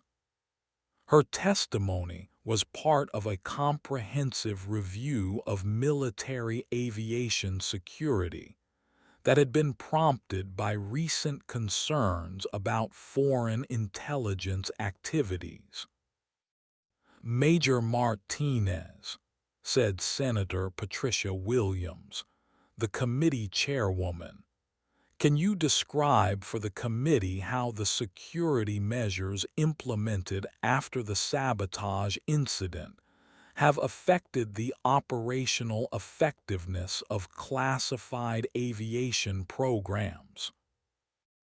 Rebecca had prepared extensively for this testimony, knowing that her words would influence future policy decisions about military aviation security.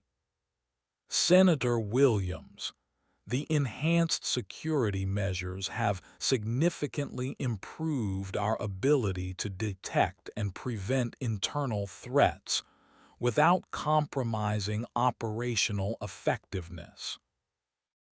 The committee included several senators who had been briefed on the original sabotage incident and who understood the importance of the lessons learned from that case. Rebecca's testimony was being given in a secure facility with the highest level of classification protection. The real-time monitoring systems we implemented have detected several potential security incidents that were resolved before they could compromise operations, Rebecca continued. The enhanced personnel vetting procedures have also prevented individuals with questionable backgrounds from gaining access to sensitive programs. Senator Williams nodded approvingly. Major Martinez, has the increased security awareness affected the morale or performance of personnel in these programs? Initially, there was some concern about the additional security measures, Rebecca replied.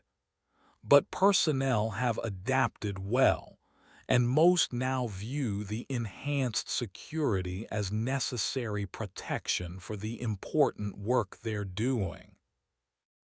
Rebecca's testimony included detailed information about the operational successes achieved by the Ghost Squadron and similar programs since the implementation of enhanced security measures. The programs had continued to advance despite the additional security requirements. The most significant lesson we've learned is the importance of maintaining a balance between security and operational effectiveness, Rebecca continued. Security measures must be comprehensive enough to prevent threats, but they cannot be so restrictive that they prevent personnel from doing their jobs effectively. The committee members asked detailed questions about specific security procedures and their effectiveness in preventing various types of threats. Rebecca provided comprehensive answers based on her experience leading international training programs and her continued involvement in advanced aviation development. Major Martinez, what recommendations would you make for applying these lessons to other classified programs beyond aviation? Asked Senator Robert Chen, the committee's ranking member. Senator Chen, I believe the key principles apply to any program handling sensitive technology, Rebecca replied.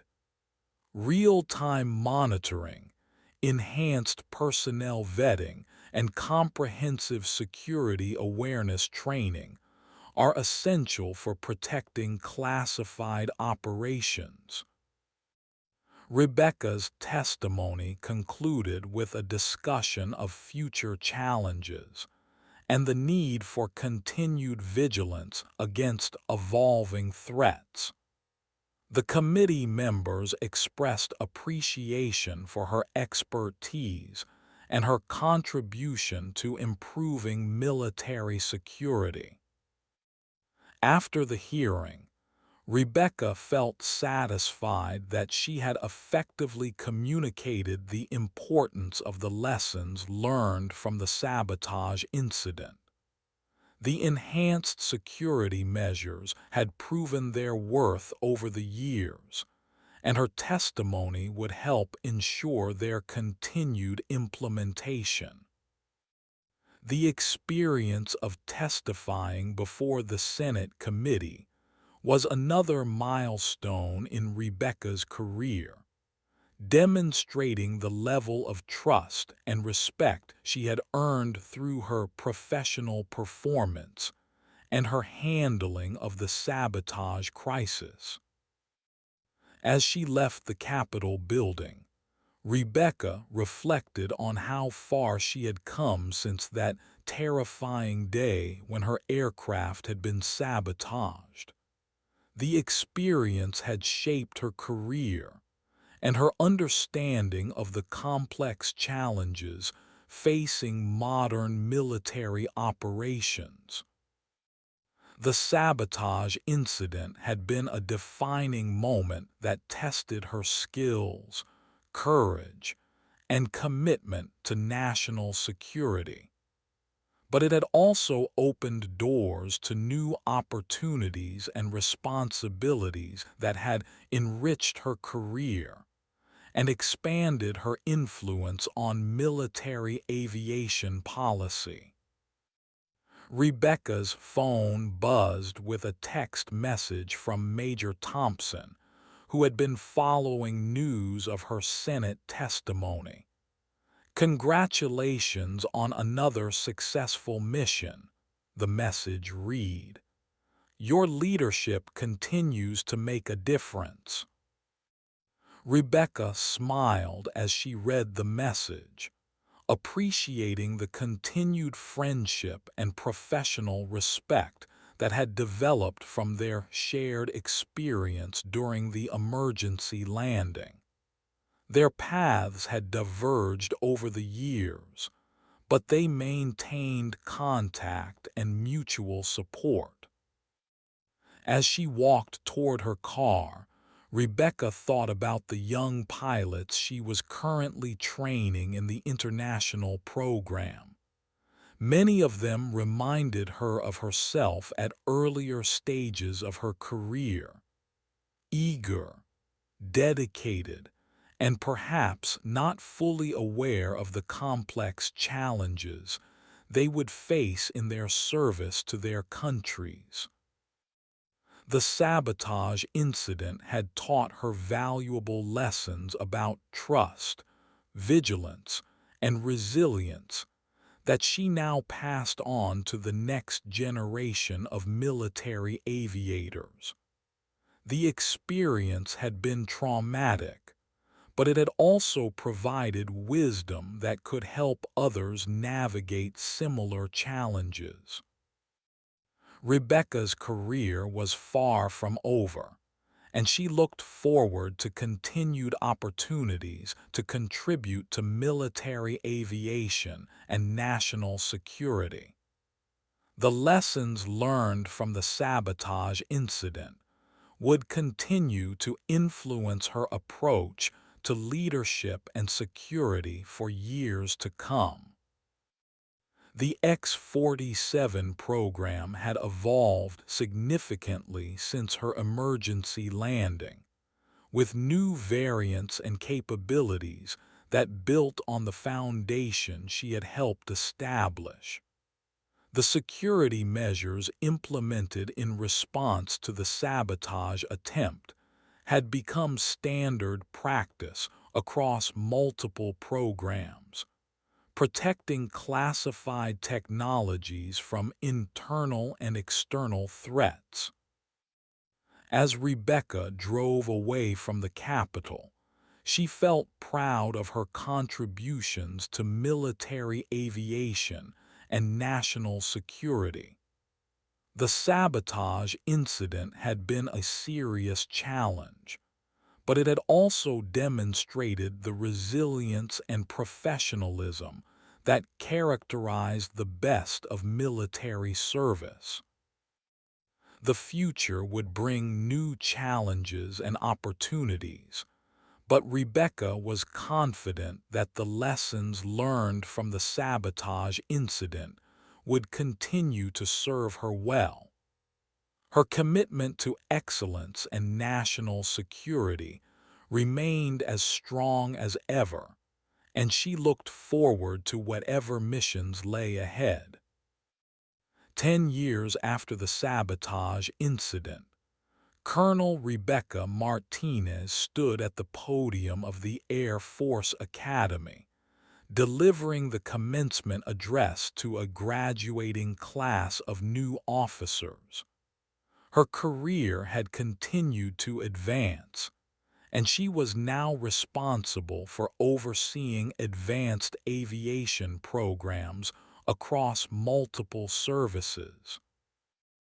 Today, you begin careers that will test your skills, your courage, and your commitment to serving something greater than yourselves, Rebecca told the assembled graduates. You will face challenges that will demand the best of your abilities and your character. The graduating class included several young women who had been inspired by Rebecca's example and her publicized achievements in military aviation. Her story had become part of Air Force Academy curriculum as an example of how to handle crisis situations with professionalism and integrity.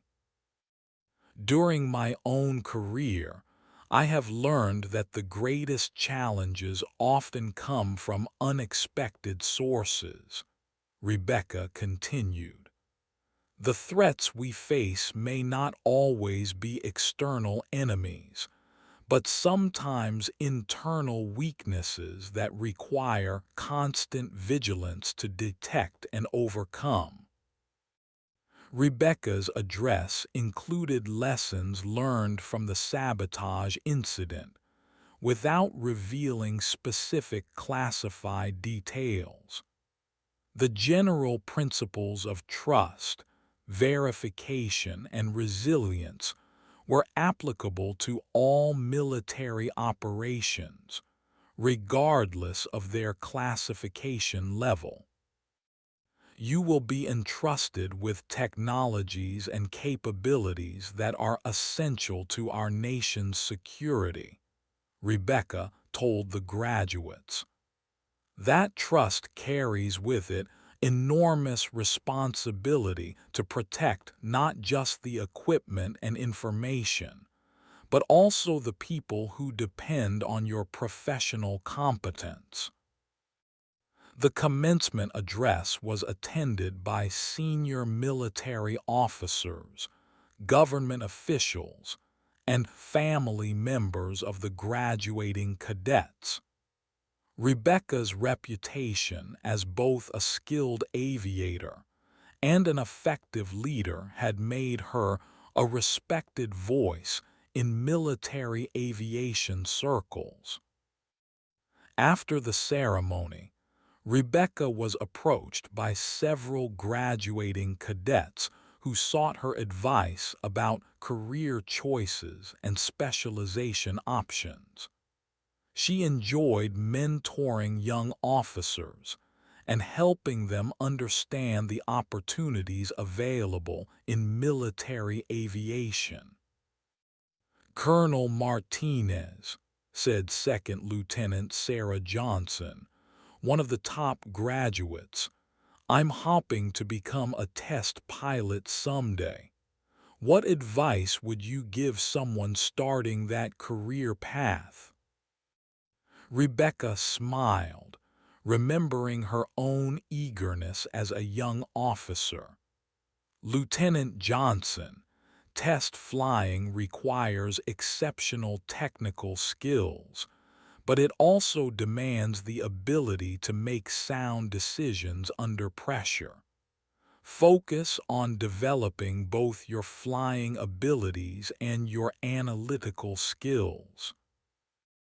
Rebecca's advice to young officers always emphasized the importance of continuous learning and professional development. The military aviation field was constantly evolving, and successful careers required adaptation to new technologies and operational concepts. "Remember that test flying isn't just about pushing aircraft to their limits," Rebecca continued. "It's about gathering data and information that will help other pilots operate safely and effectively. Your work will directly impact the safety and capabilities of your fellow airmen." As the reception continued, Rebecca reflected on how her career had come full circle. From her early days as an eager young pilot to her current position as a senior leader, she had experienced the full spectrum of military aviation careers. The sabotage incident remained a defining moment in her professional development, but it was now just one chapter in a much larger story of service and achievement. The lessons learned from that crisis had influenced every subsequent assignment and responsibility. Rebecca looked forward to continuing her contributions to military aviation while preparing the next generation of officers to face whatever challenges the future might bring. The principles of excellence, integrity, and service that had guided her through the sabotage incident would continue to shape her approach to leadership and mentorship. As Colonel Martinez's distinguished career neared its transition to civilian life, she found herself reflected upon by those whose lives she had touched. Major Thompson, now a full colonel himself and commanding officer at Edwards Air Force Base, often shared the story of the mysterious aircraft intercept with his younger pilots as a lesson in professionalism under pressure. "The pilot we escorted that day demonstrated something I'll never forget," Thompson would tell his squadron during briefings. "When everything went wrong, when systems failed and the situation became desperate, she maintained complete composure and flew that aircraft like the professional she was. That's the standard we hold ourselves to." Thompson's own career had been enhanced by his role in the sabotage investigation, leading to assignments in intelligence and security operations that built on the experience he had gained during the incident. The case had demonstrated to his superiors that he possessed the analytical skills and judgment necessary for complex security operations. The three pilots who had conducted the intercept had all advanced in their careers, with each carrying lessons from that day into their subsequent assignments.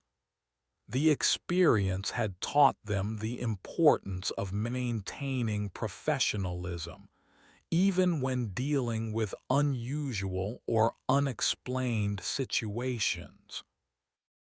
Lieutenant Colonel Sarah Collins, Thompson's former wingman, now served as a squadron commander at Nellis Air Force Base, where she frequently encountered aircraft and operations that pushed the boundaries of conventional military aviation. The experience of intercepting Rebecca's aircraft had prepared her for the complexities of modern air operations. That intercept taught me that things aren't always what they appear to be, Collins would explain to her pilots. We maintained our professionalism and followed proper procedures, even when we didn't understand what we were dealing with. That's what professional aviators do. Captain Marcus Williams, the third pilot in the formation, had transitioned to test pilot training and eventually joined experimental programs himself. His experience during the intercept had sparked an interest in advanced aviation technologies that shaped his entire career path. The ripple effects of the sabotage incident had influenced dozens of military careers and contributed to improvements in security procedures across multiple programs. The case had become a study in crisis management and security awareness that was taught at military schools and training programs. Agent Martinez, the DIA investigator who had led the sabotage investigation, had used the experience to develop new approaches to detecting and preventing internal security threats. The techniques developed during the case had been applied to other investigations and had contributed to several successful operations. The Ghost Squadron itself had evolved significantly since the sabotage incident, incorporating the lessons learned into a more robust and secure operational framework. The program continued to develop advanced technologies while maintaining the highest levels of security and operational effectiveness. Dr. Chen's replacement as lead engineer had implemented comprehensive security protocols that made unauthorized access to classified information much more difficult. The technical team had learned valuable lessons about the importance of compartmentalizing sensitive information and monitoring access to critical systems.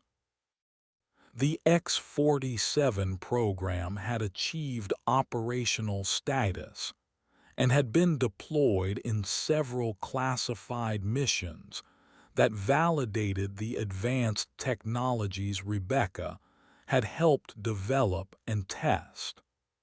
The aircraft's capabilities had exceeded expectations, justifying the resources invested in its development. The international training program that Rebecca had led had become a model for cooperation between allied nations, sharing advanced aviation technologies while maintaining appropriate security controls. The program had strengthened military relationships and enhanced collective defense capabilities. As Rebecca prepared for retirement, she took satisfaction in knowing that her contributions to military aviation would continue to benefit future generations of pilots and aircrew. The lessons learned from the sabotage incident had become part of the institutional knowledge that would help protect classified programs from similar threats. On the day of Colonel Martinez's retirement ceremony, representatives from across the military aviation community gathered to honor her distinguished career and her contributions to advanced aviation programs. The ceremony was held at the Pentagon, with attendance limited to those with appropriate security clearances due to the classified nature of much of Rebecca's work. General Patricia Hayes, now serving as Chief of Staff of the Air Force, presided over the ceremony and delivered remarks highlighting Rebecca's achievements and leadership. Colonel Martinez has exemplified the highest standards of military professionalism throughout her career, particularly during moments of crisis when her skills and judgment were tested to their limits. The ceremony included the presentation of several awards and decorations, including the Distinguished Flying Cross for her actions during the sabotage incident and subsequent contributions to aviation safety. The citation remained classified, but those present understood the significance of the recognition. Colonel Thompson attended the ceremony and had been asked to speak about Rebecca's professionalism during the emergency landing. Colonel Martinez demonstrated that day what it means to be a military aviator. When everything went wrong, she did everything right. Her actions saved not just an important aircraft, but potentially contributed to national security in ways that may never be fully known. Rebecca's retirement speech focused on the importance of continuous learning and adaptation in military aviation. The technologies we work with today would have seemed like science fiction when I began my career. The only constant in this profession is change, and successful careers require the ability to adapt and grow. She spoke about the lessons learned from the sabotage incident without revealing classified details. I learned that the greatest threats sometimes come from the most unexpected sources, and that maintaining vigilance and professionalism is essential even when dealing with colleagues and trusted associates. Rebecca's speech emphasized the importance of mentorship and developing the next generation of military aviators. We have a responsibility to pass on not just our technical knowledge, but also the wisdom gained from our experiences. The young officers entering this profession today will face challenges we can't imagine, and they need to be prepared with both skills and judgment. The ceremony concluded with the traditional military honors, including a flyover by advanced aircraft that represented the evolution of aviation technology throughout Rebecca's career. The formation included both conventional aircraft and examples of the advanced technologies she had helped develop. As Rebecca left active duty, she felt proud of her contributions to military aviation and confident that the programs she had helped develop would continue to serve the nation's defense needs. The sabotage incident had been a defining moment in her career, but it was part of a much larger story of service and achievement. Rebecca's transition to civilian life would include consulting work with defense contractors and continued involvement in aviation safety and security issues. Her experience and expertise would remain valuable resources for the military aviation community. The legacy of her response to the sabotage incident would continue to influence military aviation security procedures and crisis management training for years to come. The lessons learned from that day had become part of the institutional knowledge that would help protect future operations from similar threats.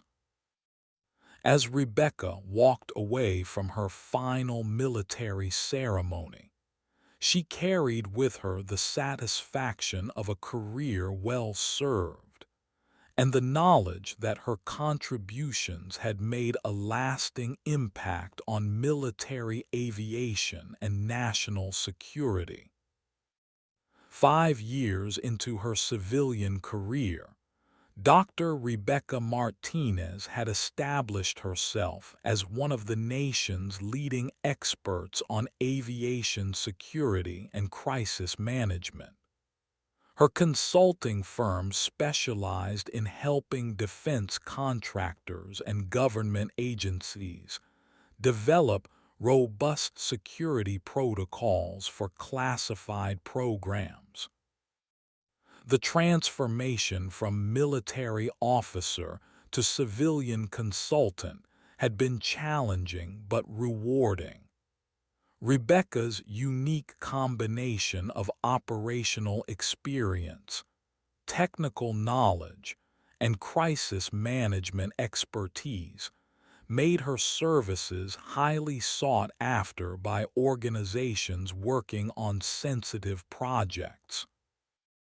Her office walls displayed photos and memorabilia from her military career, including a framed image of the X-47 Phantom that had been taken after her emergency landing. The photograph served as a reminder of the day that had defined her approach to crisis management and security awareness.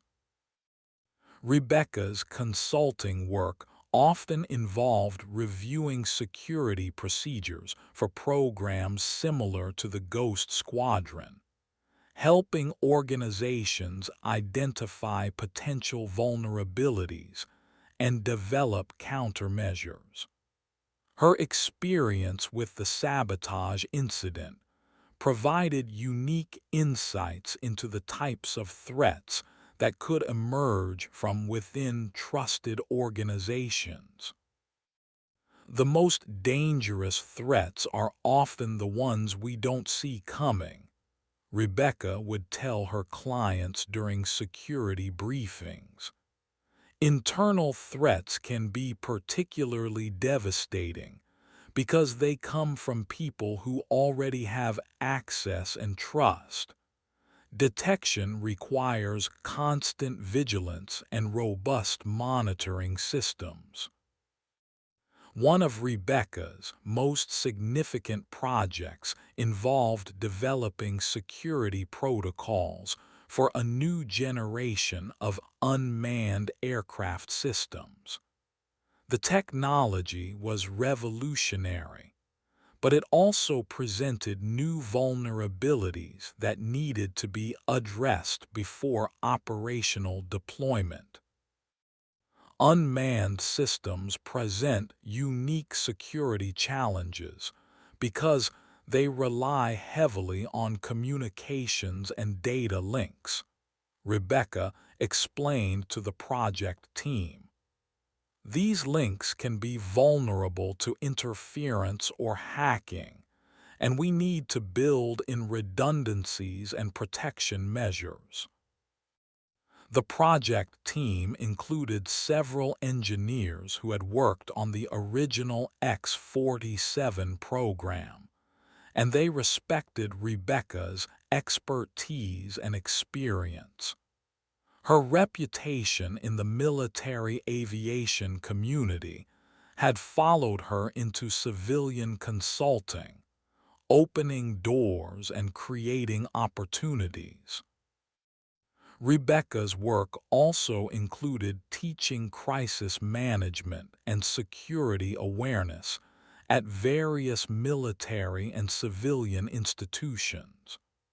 Her case study of the sabotage incident had become part of curricula at the Air Force Academy, the Naval War College, and several civilian universities. Crisis management isn't just about responding to problems, Rebecca would tell her students. It's about maintaining composure and making sound decisions when everything around you is falling apart. The training and preparation you do beforehand determines how well you'll perform when the crisis actually occurs. Her students included both military officers and civilian professionals who might find themselves responsible for managing security incidents in various contexts. Rebecca's teaching emphasized practical skills and decision-making processes that could be applied across different situations. The sabotage incident continued to influence Rebecca's work and perspective, providing a foundation of experience that informed her approach to every project. The lessons learned from that crisis had become principles that guided her consulting practice and educational activities. Rebecca maintained contact with many of her former military colleagues, including Colonel Thompson, who had been promoted to brigadier general and was now responsible for test pilot training across the Air Force. Their professional relationship had evolved into a lasting friendship based on mutual respect and shared experiences. Rebecca, your work in the civilian sector is having a real impact on military programs, Thompson told her during one of their periodic conversations. The security protocols you've developed are being implemented across multiple services, and they're making our operations more secure. Rebecca appreciated the feedback and felt satisfied that her transition to civilian consulting was allowing her to continue contributing to national security in meaningful ways. As Dr. Martinez approached her 60th birthday, she reflected on a career that had spanned both military service and civilian consulting, always focused on advancing aviation technology while protecting national security interests. Her reputation as an expert in crisis management and security had made her a respected voice in policy discussions at the highest levels of government. Her consulting firm had grown to employ dozens of specialists in various aspects of aviation security, each bringing unique expertise to the complex challenges facing modern military and civilian aviation programs. The firm's success was built on the principles Rebecca had learned during her military career, particularly the lessons from the sabotage incident. Our success comes from understanding that security isn't just about technology, Rebecca would tell new employees during orientation. It's about people, processes, and culture.